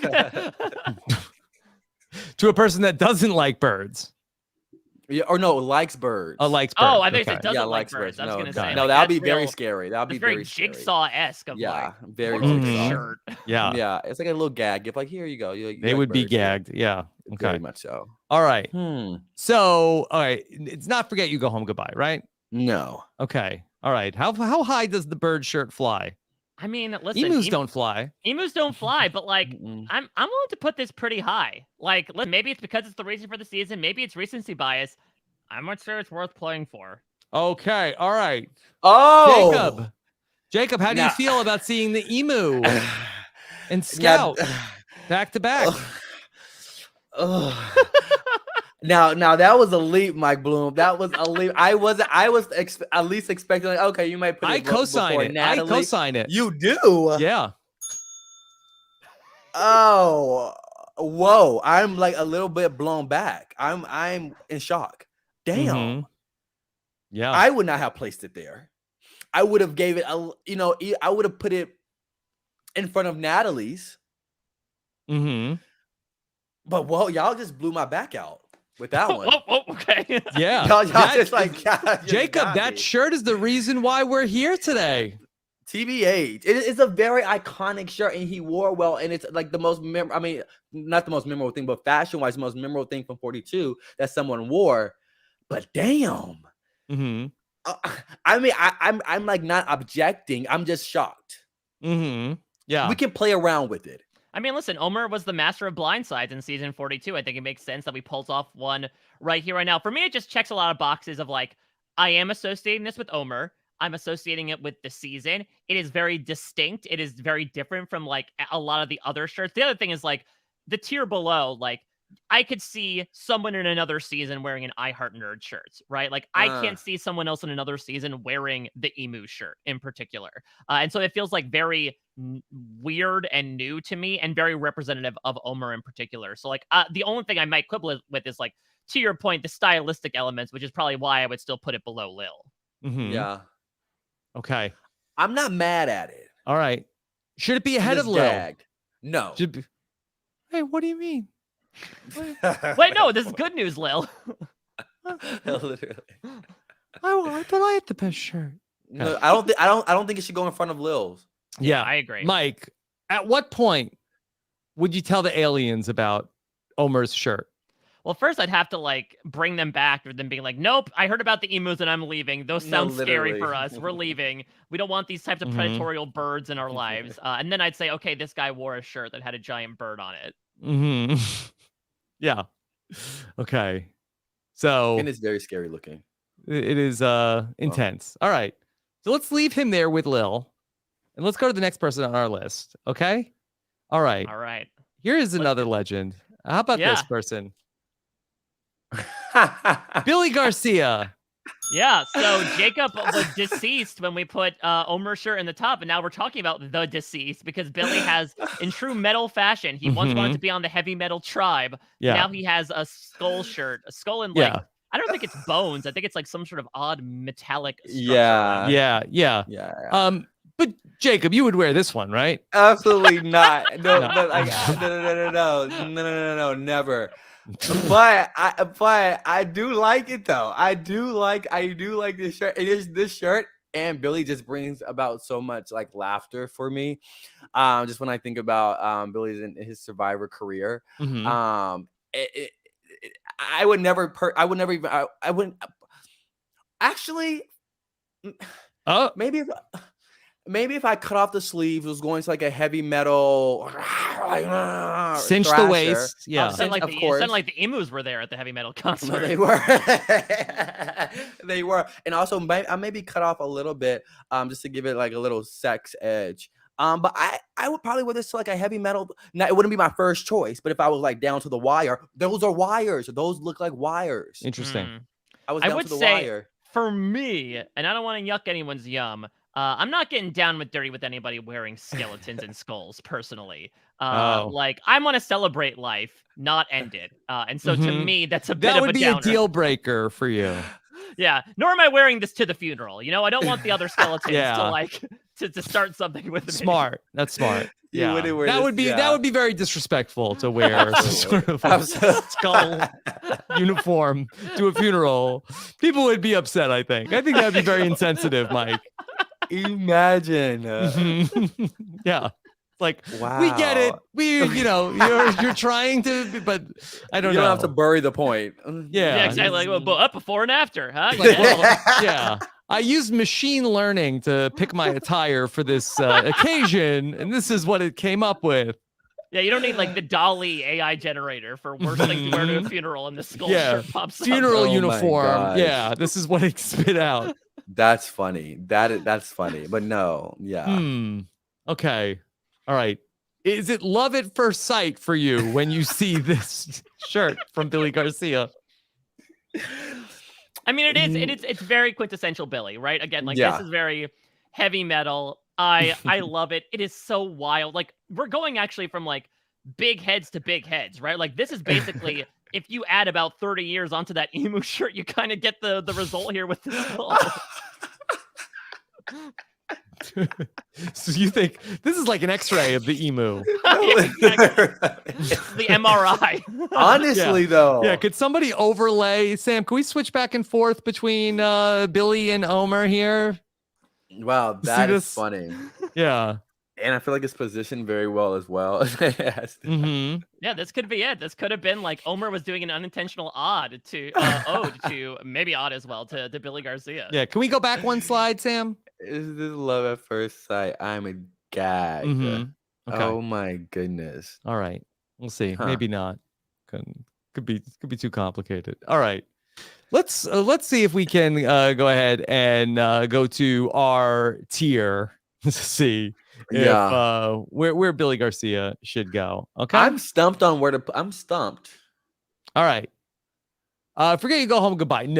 No way, right? I don't think so. I here. think it's really fun and it's very Billy. So again, like the idea of me associating it with Billy alone puts it at least in Ain't No Hershey Bar. Very memorable. Okay. All right. So let's see. We have he's on the tier now. Ain't No Hershey Bar with Sandra, Christian, Mike White, Heather, and Brad Culpepper in a sack. I think he's the front runner. The front of Ain't No Hershey Bar. I want to put him in the front runner category. Yeah, Okay. I mean, this is also it's interesting because like I definitely put him above Sandra because while I love Sandra's shirt, it to me does not really represent Sandra that much. Like Sandra is I can get loud too, what the F, and like this actually feels a little bit understated, whereas like Billy's shirt is loud and in your face, much like a heavy metal concert. Yeah. Okay. No, my life is fine for Billy. The Brett Closer is bouncing him, and he will not go past. Yeah, I don't think he should go past. Nuh-uh. Yeah, because again, I think the thing that's putting Brett in my life is fine is the fact that again he's a t-shirt designer. Like that occupation alone, I think, is the reason why I'm personally putting him there. Whereas Billy, I mean, was he I forget though, was his position heavy metal musician? Yeah, he had something to do with heavy metal. Let me see. What was his official? Yeah, I know he was a heavy metal guy. What was his official job? Let's check out the Survivor wiki for Survivor Cook Islands. Let's see. Yeah, heavy metal musician. What's his occupation? Oh, and his profile pic, his cast photo was him in a skull and crossbones t-shirt and a skull bandana. Yeah. that okay. adds. That helps it. Okay. That might help it. That might. I don't know. That might bump it up for me to be honest. At the end of my life, I like old boy's shirt more than I like Billy's shirt. Yeah, I definitely below Brett. The question is like, would it be? My life is. I don't think anyone's ever called Brett Closer old boy before. By the way. Yeah. I was a little confused who we were talking about. Who the old boy was. It was him. Yeah. Although his cast photo shirt is giving me a little bit more pirate than heavy metal. Yeah, he was. Maybe Mark Burnett looked at it, it's like, we got to make a show called Pirate Master. Yeah. This is the guy. He's the inspiration.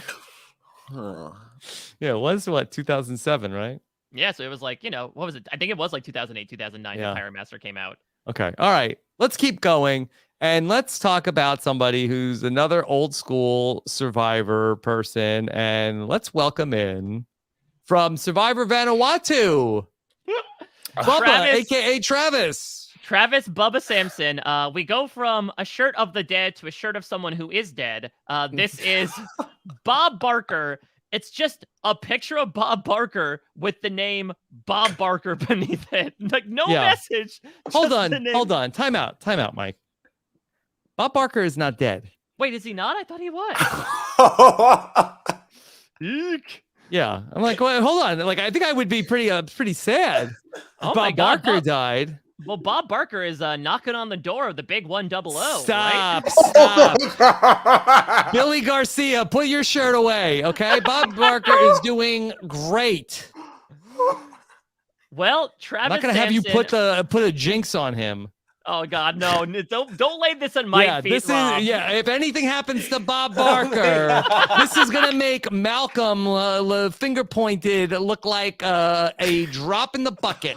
No, please listen. I want a good relationship with CBS. I don't want to be saddled with blame for the death of one of their most beloved game show hosts. Yes. Okay. Oh Repeat. Bob Barker is Haunting 98. X Rise. Bob Barker does not die. Yeah. All right, so let's talk about Bubba. I mean, this is an incredible shirt, right? It is unexplainable. To your point about the potato sack, it never gets brought up. Bubba does not make a Bob Barker reference despite him being on the network where Bob Barker was helming one of the biggest shows. Yeah. I mean, Jacob, could you imagine somebody showing up on Survivor with just like a different CBS shirt, like a Young Sheldon, like NCIS t-shirt? I mean, Yes. The CBS store, Mike has documented many of the fine apparel items that are there. Listen, if someone came out with a Matthew Gray Goobler shirt, I would have no choice but to stand, personally. Yeah. If you wear a shirt of the Goobs that said Matthew Gray Goobler beneath it and nothing else, Yes. I'd love it. And they did let Mike White refer to Christian Hubicki as Big Bang Theory. Yeah, that's true. Oh. And that's like a little bit of Big Brother 14, right? Like you can I would say you can make reference to other properties on the network, but Marianne did do a vintage Disney Channel bumper. So like now they're letting it slide a little bit. Yeah. Okay. So the CBS store, I think you can maybe buy something from the CBS store and wear it on the show. I love Can you wear this shirt? Or is this shirt in the CBS store? I don't know. I don't think that they probably still sell a Bob Barker shirt. Maybe you could wear a Drew Carey shirt. I bet Mike Bloom is smiling that they don't sell a Bob Barker. Maybe once you have that in black, I need it for something later on. Oh my God. Get out of here, Mike. Just preparing for the occasion before they jack it up like the emu shirt price. Mike's about to get dropped from the call. So let's talk about this. Something I do like about the Bob Barker shirt is like if you take an extra hard look at the font, it is done on like the Wild West font, as if like this is a wanted poster, that Bob Barker is like a bandito, that is on the run from the lawmen and they're trying to hunt him down. Yeah. Wanted. Don't even say it, Mike. Alive. Oh my God. It's so great. Now listen, has anyone even like had contact with Travis Bubba Sampson since 2004? Do we have any sense as to the origin story of the shirt? I don't know the origin story, and I do know that he is still like I found his Twitter the other day. Looks like that he's still he's into wrestling. He's into I think NASCAR. Like so he's out there, and those arms give me wrestler. Yeah. So one of the things I think is interesting that, Jacob, when people go on The Price is Right, Jacob, do you ever watch The Price is Right? Is that when people go in costumes and then no, that's Let's Make a Deal. But a lot of times they will wear a shirt like hey, let me spin the big wheel. Like, do you think they would ever let players like go on Survivor and like with shirts that say like don't snuff my torch, chef? Like worth playing for. Like, yeah. All I want to do is play some motion. That would be very campy. That would be very camp. That's no, Jeff would not like that. No, not at all. Yeah, you come in here, the audacity for you to say like, put me in fire making, or like or maybe you could wear something like Final 3 goat with a picture of a goat, a la Omer. So I just found out something. This is fairly tangential, but incredibly alarming. So I'm nervous. I'm on Bubba's bio from the CBS website. So you're speaking about like he's into wrestling. He was a former wrestler. Yeah. You want to guess what his stage name was? Oh, the Barkinator. Let's see, Bubba. How about I don't know. Well, you cannot guess because the answer is Romeo Bliss. Romeo Bliss. Romeo Bliss. Okay. Romeo Bliss taking to Romeo Bliss sounds more so like maybe a name for like a different type of star than a wrestling star. He doesn't strike me as a Romeo. No, especially he's not wearing the Star sweatshirt or anything like that. Mm-hmm. Yeah. All right. But this is an iconic shirt. And I feel like if the aliens came and said, tell us about Travis Bubba Sampson, I think I'd say, like, think about the merge. And he had a Bob Barker shirt. Yeah, I think, like, first off, his name is Romeo Bliss. Do not desecrate him. But here are the two things I know about him. Mike says Bob Barker is dead, but don't desecrate Romeo Bliss. No, literally. I hope this is not the main takeaway from this podcast, by the way, is that I'm wishing Bob Barker is dead. Okay. All right. Let's go ahead and see where we have Mr. Romeo Bliss himself. Oh my goodness. Okay. All right. I mean, Romeo Bliss leaves me a little blissful here. Like, it's got to be at least in the top half for me. All right. After this conversation, yes, I would definitely wrap it up. All right. So he's going to Ain't No Hershey Bar for sure. Okay. Does he get out of Ain't No Hershey Bar? Okay. I feel like I think that he's in the neighborhood of Billy Garcia. Is that too high? I would say, I don't know. It's I'll say it's like too low. Too low. Yeah. I'm obsessed with the design of it. Like how simple it is.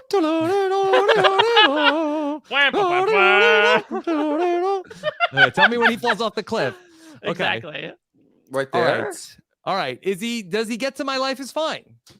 I just love the design of it all. Like Billy's is great for his occupation, but just like there's something I'm obsessed with about the fact that it is so simple as just a picture of Bob Barker with Bob Barker beneath it. Like to your point, Rob, usually the shirts are like something, I don't know, aspirational or like a message. His message is, here is a picture of Bob Barker. Yes. Okay. Do you think that this was maybe a subtle shout out here from Travis to Travis Barker?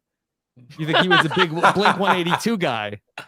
Yeah, he couldn't wear a Blink 182 shirt. He got his torch stuffed and he said, say it ain't so. I will not go. Oh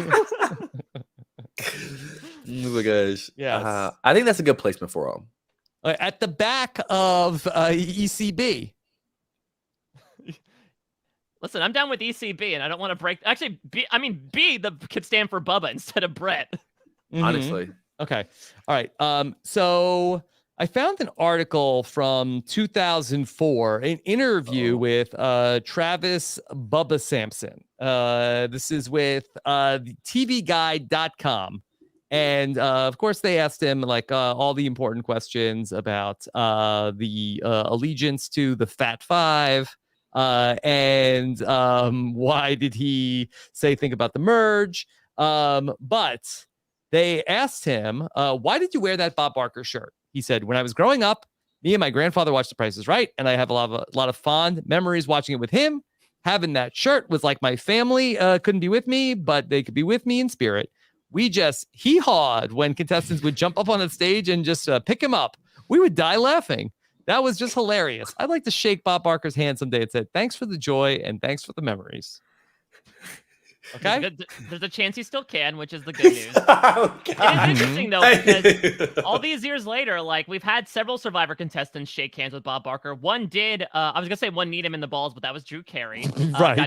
Got kneed in the balls by Rita Barreros, the Survivor contestant. Yes, and Lauren Ashley Beck most recently met Drew Carey on The Price is Right. Should they have had Bubba on the Survivor Price is Right special? That would be very much like come on down, Romeo Bliss. Yeah, and then like she just would have pretended it wasn't he wasn't on Survivor. Gosh. Well, that's the thing is like it might be like a Mike the Miz situation, right? Where like he just completely disavows the real world stuff and is like, no, this is my persona. Mm-hmm. Okay, all right. Let's bring in another iconic shirt, and this is more of a recent one from season 38.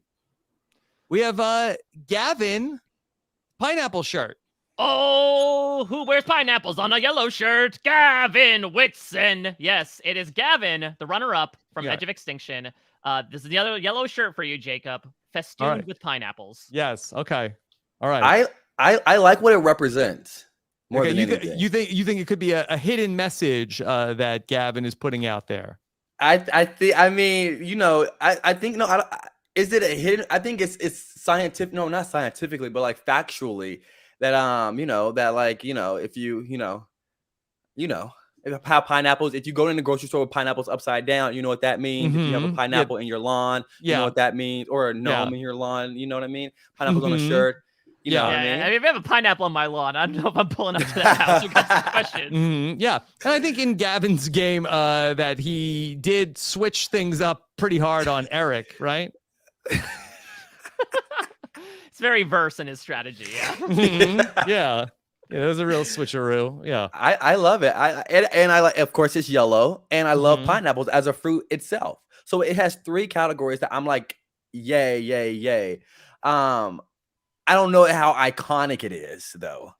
I would say it's similar to the Brett stuff of how it is, I think, iconic to Gavin, but with all due respect to Gavin himself, he is not very iconic, even in the context of Edge of Extinction, despite the fact that he finished in 2nd place. Yeah. Cool shirt though.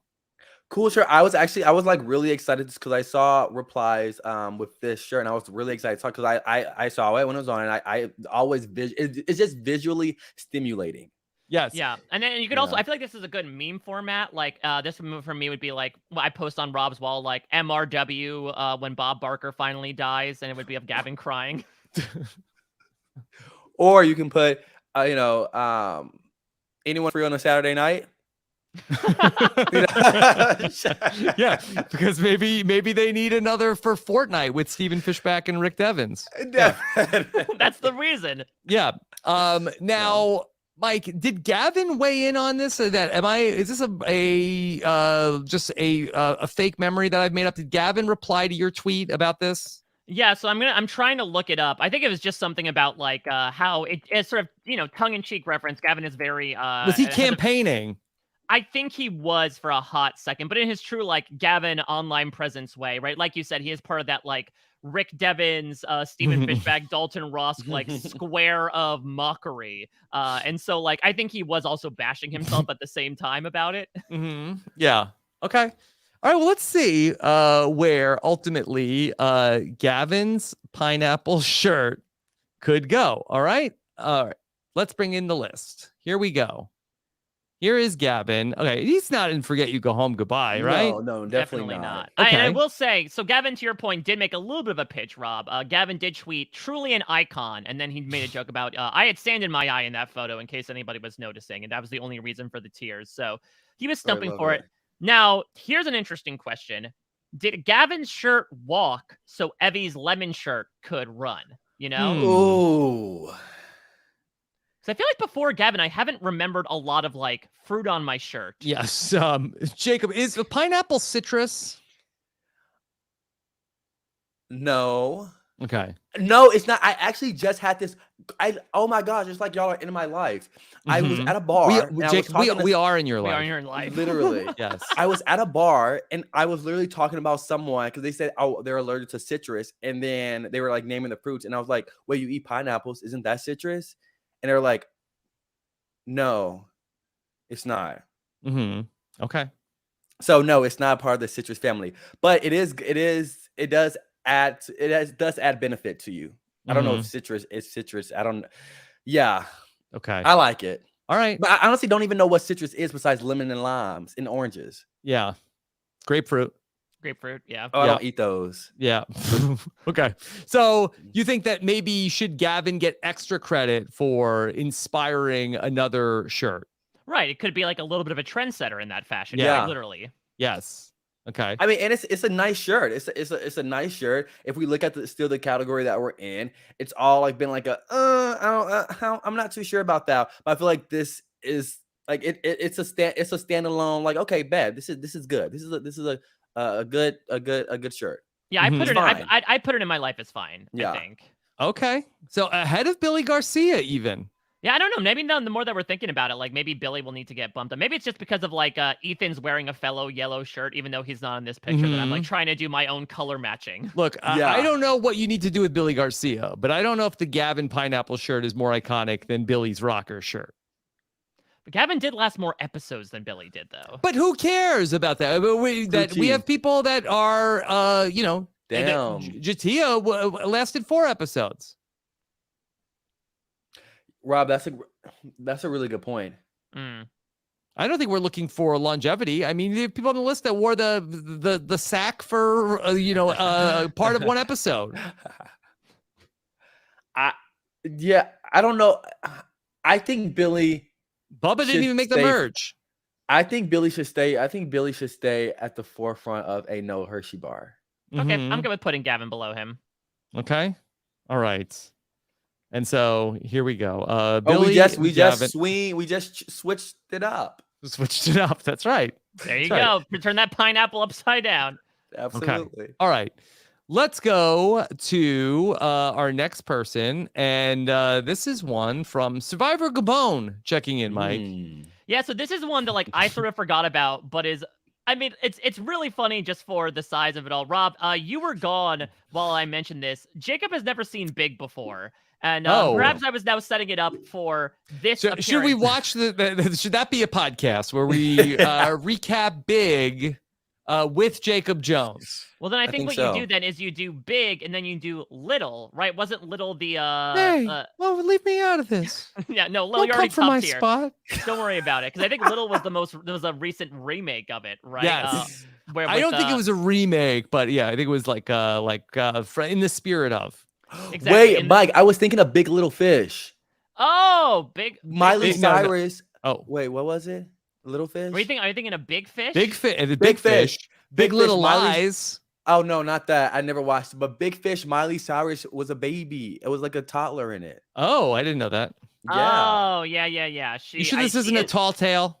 No.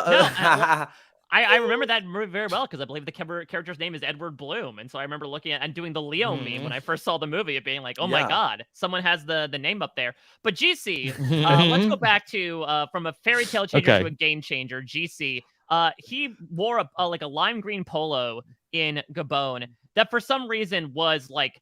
It's Grinch colored and it was about 3 sizes too big. It's way too roomy. And for some reason, he wore it the entire time in Gabon.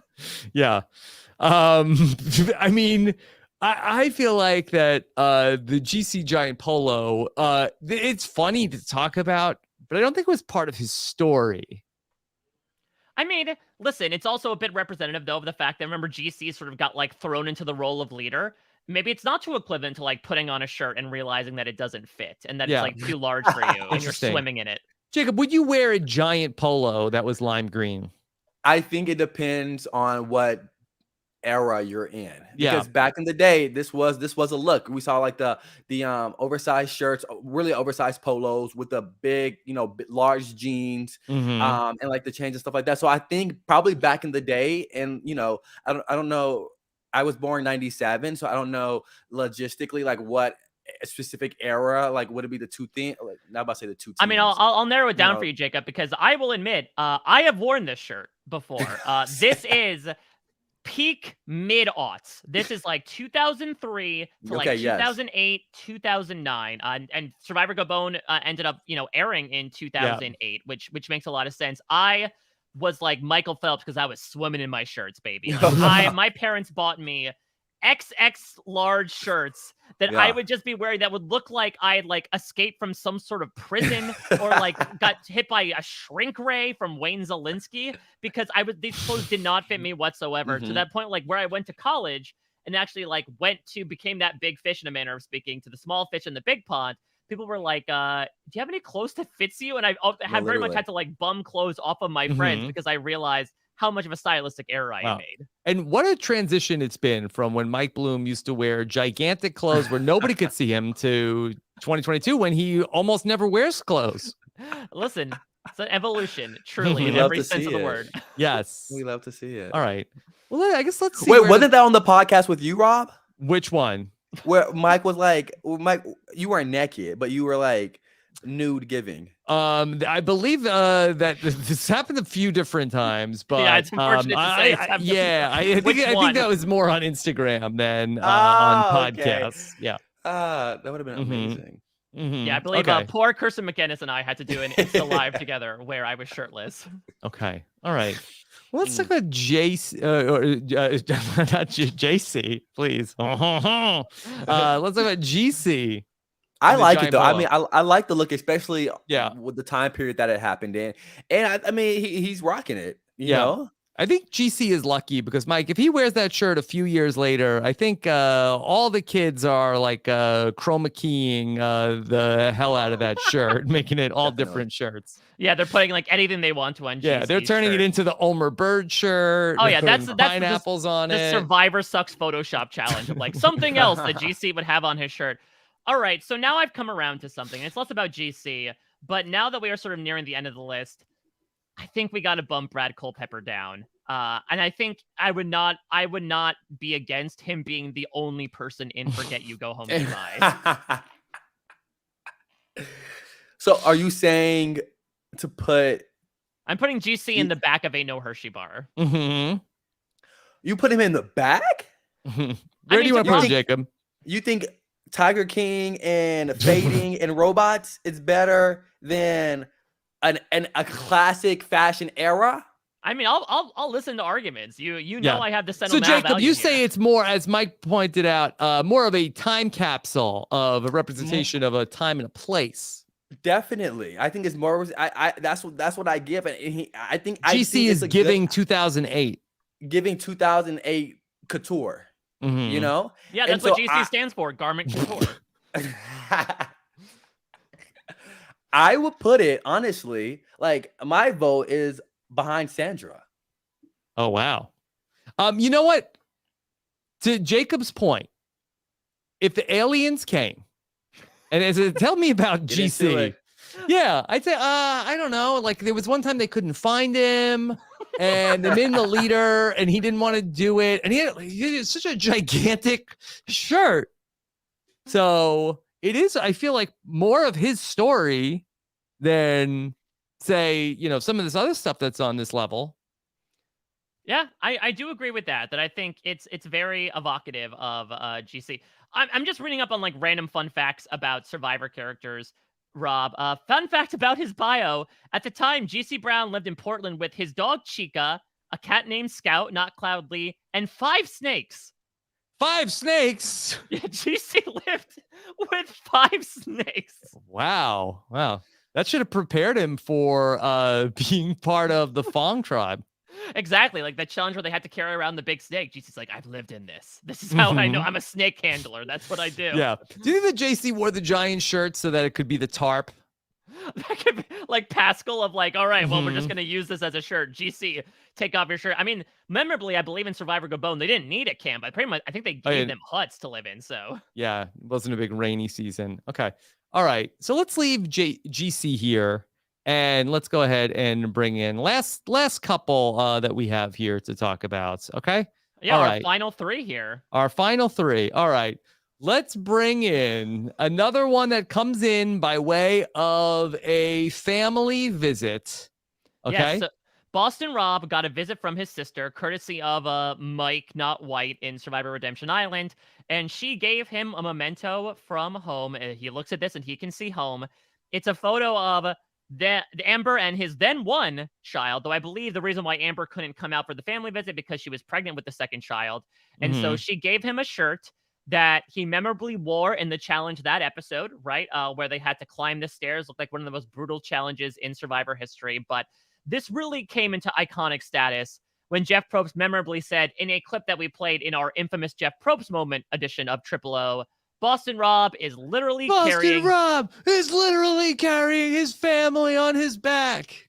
Yep, and we see it here. So we should say here that it is a picture. For some reason, like, I think maybe the printer was broken that day that they printed the photo, because it is like all entirely in pink for whatever reason. It's a picture of Amber. Mike, maybe they were running out of ink. Did you ever think of that? Maybe with a newborn baby and being pregnant, Amber couldn't head out to Staples to pick up a new inkjet cartridge. Yeah, she couldn't go to Kinko's to get like the screen prints happening. Cafe Press was sold out of that, but it's a picture of her first child and the phrase "Love you, Dada." Love you, Dada. Okay. Which takes on a very different meaning during Pride Month as well. Yeah. I mean, maybe what about a throwback? What if, again, I'm just like spitballing here. I was not consulted, but imagine if it was a throwback to the original I Heart Rob shirt of I Heart Dada.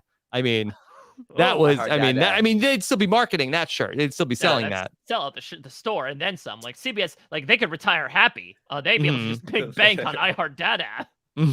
Yeah. In Okay. fact, listen, let me put out a merch suggestion right here. I think we could fill the RHAP store with our I Heart Dada with a picture of Rob Cesternino on it. I think we can too. I'm with that. I'd wear it. Especially before So the month end, Rob. what's the shirt? Let me make the note for Tricky. So what is the shirt, Mike? It's a picture of you. Picture of me. Picture of you. Now I guess it has to be like a photo. It has to be in pink. Yeah. Yeah. Mm-hmm. And then it says, but it has to be on the back of the shirt only, because there's nothing on the front of this shirt. We should make note of that. It looks just like a regular thing to the naked eye. But if you go around back, you see business in front, party in the back, and in the back is I love you, Dada. Yeah. Okay. All right. Let's see how many requests we get for that. All right. I like it. Jacob, would you wear this shirt out? No, no, but I am also not a father. But I'm a daddy to many. And I don't think that I would, but I also don't think that I would have my family.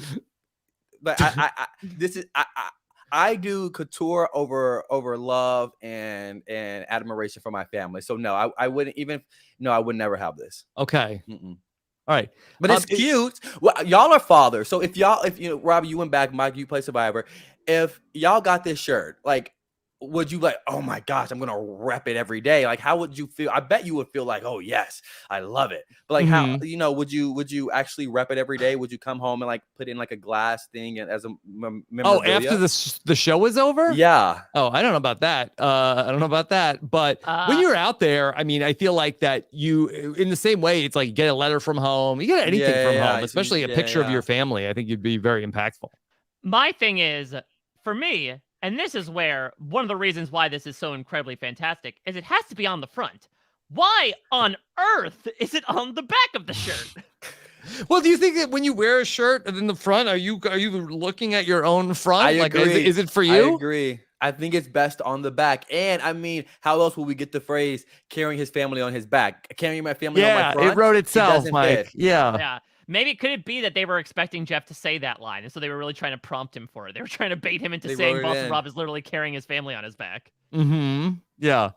Now, and what also should be noted here, I'm a smidge colorblind, admittedly, but like I'm seeing two different colors here. The one on the left, which is the close-up, is a red shirt. The one on the right is a brown shirt. Yes, that's what. Yeah, that is interesting. I was confused. That is interesting. Did he get two different shirts? Yeah, I'm very confused. Yeah.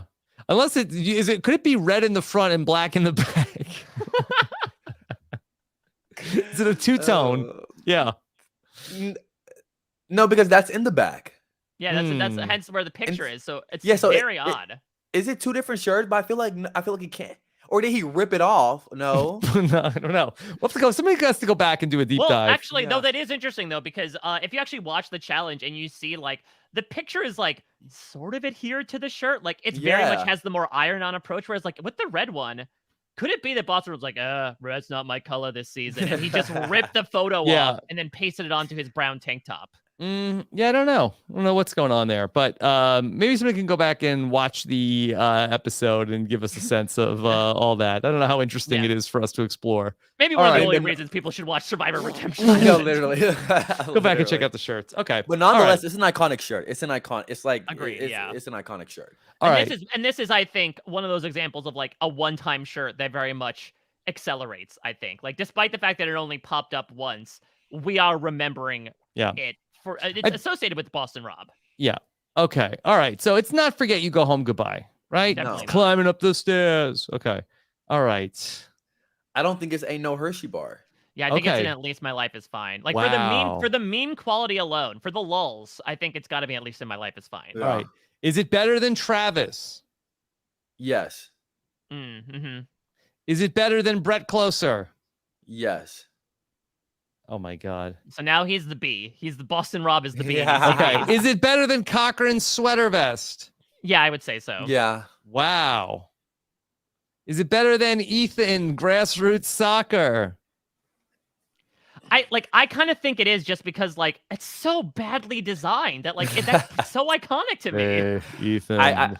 I would passed put your, it before. your company's shirt Honestly. with something that got made with tape and iron-ons with no ink in my printer. No, literally. Okay. I mean, this is very high for the shirt. Like, I agree. It was like a memorable moment, but I think we're getting a little out of hand here. Better than Natalie Anderson. Listen, Jacob loves the sport. Exactly. So I think that's where we draw the line. Mm-hmm. Okay. Wow. The winners at war are 3 in a row here. It's like the edge of extinction all over again with all these pre-merge boots. Yeah. If Cochran could have been there too, he had a shot. All right. Okay. So let's go back to down to our last 2. And this is I think a pretty iconic one. Here we go. We have the legendary Rupert Boneham and the tie-dye. I mean, listen, we could go straight to the chart here, and I'm gonna just put in an opening bid. Like, sorry to be a basic bitch, but like, this is #1 with a bullet to me. Mm-hmm. I agree. I mean, it has like a bullseye in a way, a little twirl to the center. I agree. I mean, the shirt speaks for itself. Yeah. So let's just talk about Rupert and the tie-dye. Was the tie-dye a part? I know it was sort of like a part of the Rupert brand, and it's synonymous with Rupert. But Mike, was tie-dye part of his character? Definitely starting off. Again, I remember Chris Hayes being like, Rupert, he's a big hippie. He wears a lot of tie-dye. So at least starting out, again, for these cats photos, like, he was in it. Now, after his jeans became wet and denim slapping on denim, and he took on the skirt, like, maybe he shed that. But I think I remember looking at the cast photos and looking at those first, few moments and being like, okay. I mean, again, we talked about this back when we did noticeable hats with the Boston Rob Red Sox cap of this is one of the only outfits to go every single season across the series. Rob, Rupert had to wear this on The Amazing Race as well. Yeah. Oh, that's funny. Yeah, I know that the tie-dye is iconic to Rupert, but it is the tie-dye normally associated with like hippie culture. Oh, yeah. I mean, look at like Jerry Garcia, Yeah, I just think of Rupert, but then he became so sort of like intertwined with I'm the pirate, which pirates are not hippies, right? I think hippies on a scale, and I think it could eventually end up on some part of that scale. Probably not in like the robust, like hippie, like. But I feel like that's the thing. Yeah, like I think pirates were actually maybe pirates were the hippies of the 1400s. The more you think about it, like they were counterculture. Sure, they were not necessarily with the system. They were trying to buck the man. I think and buccaneer the man. Like I just think not like Red Culpepper. A pirate, if the more you think about it, is just a hippie with a sword. Honestly. Okay. All right. This shirt is iconic. Like iconic shirt. All right. Well, let's take a look on the list then. Maybe how easy is it? So Mike says go all the way up to worth playing for.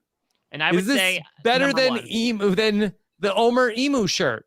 I would put it better than the Emu shirt. Get out of my way. All right. Now I'm imagine like Rob with little action figures being like, they're fighting each other. Where are they? Oh, I think they're on the other side of the room. I have my Rupert figure. Okay. All right. We have Rupert and Lil once again back together. Oh, that's funny. This is funny. Hey, you guys said I was #1. You guys said I had the best shirt. So far, but I think the Roop's got to supplant you here. You said you weren't gonna come back to me. We're sorry, Lil. Get out of my way, Lil. Rupert definitely got #1 spot. Rupert, more iconic than Lil. I mean, and as I'm looking at this setup, my eyes just visually attracts to Rupert, and like just throughout the list and the tiers that we have made. And so I think that okay. Rupert now, #1 for now. I'm sure that he can never be #1 in the show, but #1 at least here. I'm sure he has given at least one interview, right, where he talks about why he loves tie-dye so much. Okay. Why do you love tie-dye? Rupert Boneham. We certainly can't tweet at him. We know that story. Mm-hmm. You Okay. can't? No, there was an entire storyline from what, like, well, I am seeing a picture from at Rupert Boneham before he was locked out on April 24th, 2013 that says, "How many tie-dye shirts do I have? This many," with his arms outstretched. Here, let me see if I could play a video. This is a video. It's short. It's 90 seconds. It's called Rupert's Tie-Dye Dilemma. Oh, Sounds like an episode of like Ryan's Toy Review. Okay, what was Rupert's tie-dye dilemma? Okay, I don't know what this is. Okay, is this the theme song?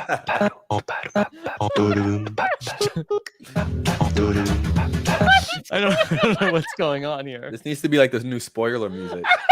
Is this an English language video? Yeah, oh my god. Maybe could I? We're like playing a rockapella beat. Yeah. Oh my god. Oh my god. All right. Rupert's tie-dye dilemma. And Rupert is like waking up in the morning, and there's like but it doesn't seem like this is an English language video. He has captions. Which tie-dye shirt should I wear today? Oh my god, this is so weird. Oh, does he not? Does go he watch. No, he doesn't talk. It's like he's a cartoon character. Go watch Rupert. He's like Mr. Bean. Oh no, Mr. Beat him. Yeah, go watch it. I challenge anybody to go watch Rupert's tie-dye dilemma video on YouTube. So is he just like going through a closet of tie-dye shirts? Is that the joke? Yes. That's funny. Yeah. He has 163 shirts. Oh. I like this one too. Yeah. All right. Well, he talked. Rupert's tie-dye dilemma. Okay. All right. Number one. Congratulations to So Much for My Dreams. Yeah. Okay. Let's go to one more shirt to talk about here. Going back to the original season of Survivor. Here we go.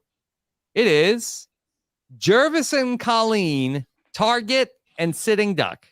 So this was actually suggested by the man that we are sourcing Jervis? this off of. No, exactly. Can you take that? What did he Colleen say? Haskell? Yeah, exactly. Colleen Haskell, yes, she came out of obscurity to say, I want one request here. Yeah, actually, Mike Bloom, if you could. Well, actually, Colleen Be nice, play fair. She is wearing a duck on her shirt, and she did star in The Animal, so maybe she was manifesting something for herself. No, so this was a big piece, not a big piece, but like it was certainly a moment of Survivor Borneo, right, where the Pagongs knew they were on their way out. Jervis and Colleen knew that the Alliance was getting rid of them, and so they took a bunch of medical tape and they made up their shirts. Maybe they didn't pull the full Culpepper, but they decided to like do their own decaling, and so Jervis has made like a pentagonal, not pentaveret, Rob. Jacob, did you watch the Pentaveret? No. Oh, okay. Is that a movie? It's a series. It's a series. Kind of a movie. Yeah. I mean, listen, there'd be, I think, one particular thing that I'd be intrigued to get Jacob's thoughts on, but that's about it. But we could talk about that offline. But he made a target of himself on the back. He also did the sort of like Sandra thing where he didn't have enough room to write target. So it's tar and then the target and then get. And then I always thought that Jervis was sort of like low key trying to get a Target sponsorship since Target did sponsor the first season. Yeah, I believe they the SOS challenge, right? They got like sheets and linens from Target. Oh, we love a business, man. Mm-hmm. Yeah. And then Colleen just made like an outline of a duck. She was the first one to make the bird shirt happen. Maybe that's what Omer was. Omer was inspired by. Okay, how iconic is this? How much of it, if you were telling the story of Survivor Borneo to the aliens, would you get to Target and Sitting Duck? I mean, I like it as an image. I would say that like it's certainly the biggest wardrobe thing that I remember besides Richard Hatch's lack thereof. That's probably the best. To say. Yeah, the biggest wardrobe moment that I know. It is very small. If we're talking again about like length, it is lasting. Wait, what are we talking about? No, we're talking about Target and Sitting Duck. It does last an episode, a tribal council, but I still remember it. Okay. It's cute. Specifically the duck shirt. I think that could sell. Like I honestly think that could sell. Like in stores. Cute duck shirt for sure. Cute duck shirt for sure. And it's so creative. It's literally like it's so creative. Okay. All right. Well, let's see. Where do we place Colleen? Now, this is a twofer. Yeah, this is a double trouble here. Mm-hmm. Okay. So let's see where it ultimately goes. Okay. So how iconic is this? Better than Brad's sack, right? Yeah. Definitely better than Brad's sack. That's the Brad's metric sack. with which I measure everything in my life. Okay. All right. So let's get it out of there. All right. So I mean, I feel like in terms of like memorability, like I think this probably has stood the test of time. That has to be worth something. So I feel like it's certainly better than Heather's tiger shirt Yeah. that nobody I'd even say, remembered she wore. I'd leapfrog it personally past the DVG. I like putting Christian and Mike together. That's very much Yeah. a David versus Goliath thing.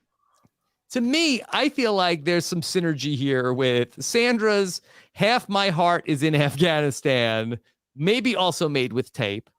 And then also this shirt, which also runs into some spacing issues.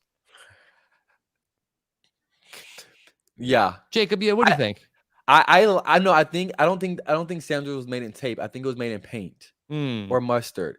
As Mike pointed out. But I think they look good Half together. my shirt is made of mustard. Literally. But the spacing It's thing. karate time. Literally. I think the spacing issue was. I think they made it like that. I like it. The target right there, because it doesn't even target put a hyphen in between. No, I don't think they do. Never mind. Well, if you're spacing it out, I just actually come to a little bit of a brain blast here, Rob. I think Jervis was actually a little prophetic here, because I could read this shirt a different way. It could say Target, or it could say TER 6ET, The Amazing Race, airing at 6 p.m. Eastern Time. Now, I don't know if The Amazing Race ever aired at 6 p.m. Eastern Time, but maybe my mind was going the same way. Maybe was Jervis campaigning to be on the all-reality version of The Amazing Race, where he would be an Amazing Race get if they could get him. Well, he I would think be actually, yeah, he would be a TAR get. He missed one piece of tape. It was supposed to say TAR bet, as in like bet he'll be on TAR. Well, he wasn't. Yeah. TAR 6 Eastern Time. He was up by a couple hours. Yeah, honestly. Yeah. Okay. I think that's a good place for it. Is that a good spot for it? All right, let's take a look at our list then. Okay. All right. So this is our last chance to take a look at it. Okay, let's go from the bottom up. Okay, as we look at our Survivor shirts. Okay. All right. And now let's take a look at where we are at. Okay, starting off at the bottom of our list here, it's Brad Culpepper in the potato sack.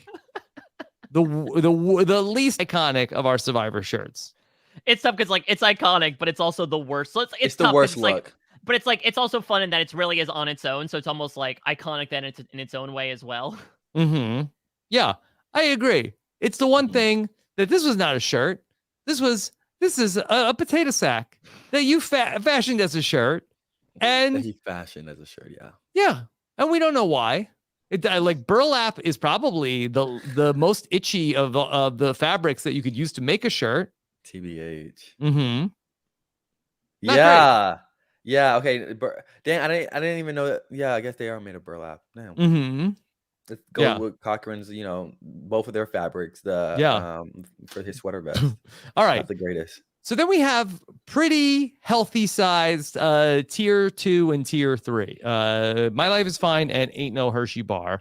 I guess let's start by drilling down on Ain't No Hershey Bar. Okay. All right. And so here we have 8 shirts here. Okay. From the bottom to the top, it's Heather from season 41, Mike White, Can't We All Just Get Along, Christian's robot shirt, GC's giant polo, Target and sitting duck, Half My Heart is in Afghanistan, Gavin's pineapple shirt, and Billy Garcia, the rocker. Okay. Anything too high, too low, or anything you want to rearrange? With no offense to the queen, I would put Target and sitting duck at least above her. Okay. Because I do think we also didn't take into account the fact that it's 2 people essentially that we're representing here. This was a coordinated effort. I'm not mad at it. Okay. All right. Then does this look locked to you? GC, sure. I think this was like I think this was a fashion moment. I think this shirt is like a moment. How high? Like, how high? Where do you want to put it?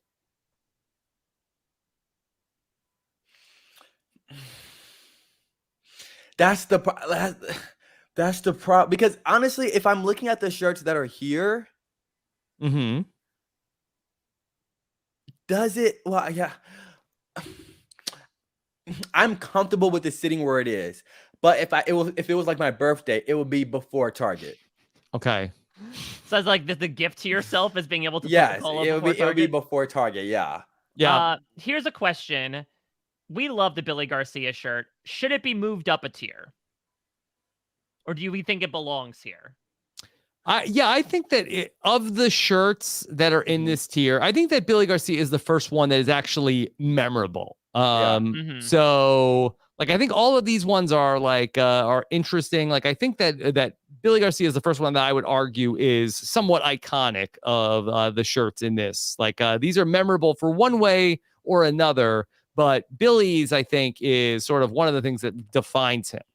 Yeah, I would say I would give that a. All right, so why don't we move Billy up, and maybe there might be a corresponding move on the back end where somebody else goes to the worth playing for tier. All right, let's look at our My Life is Fine. Okay, and that starts with or from the bottom to the top, Billy Garcia now.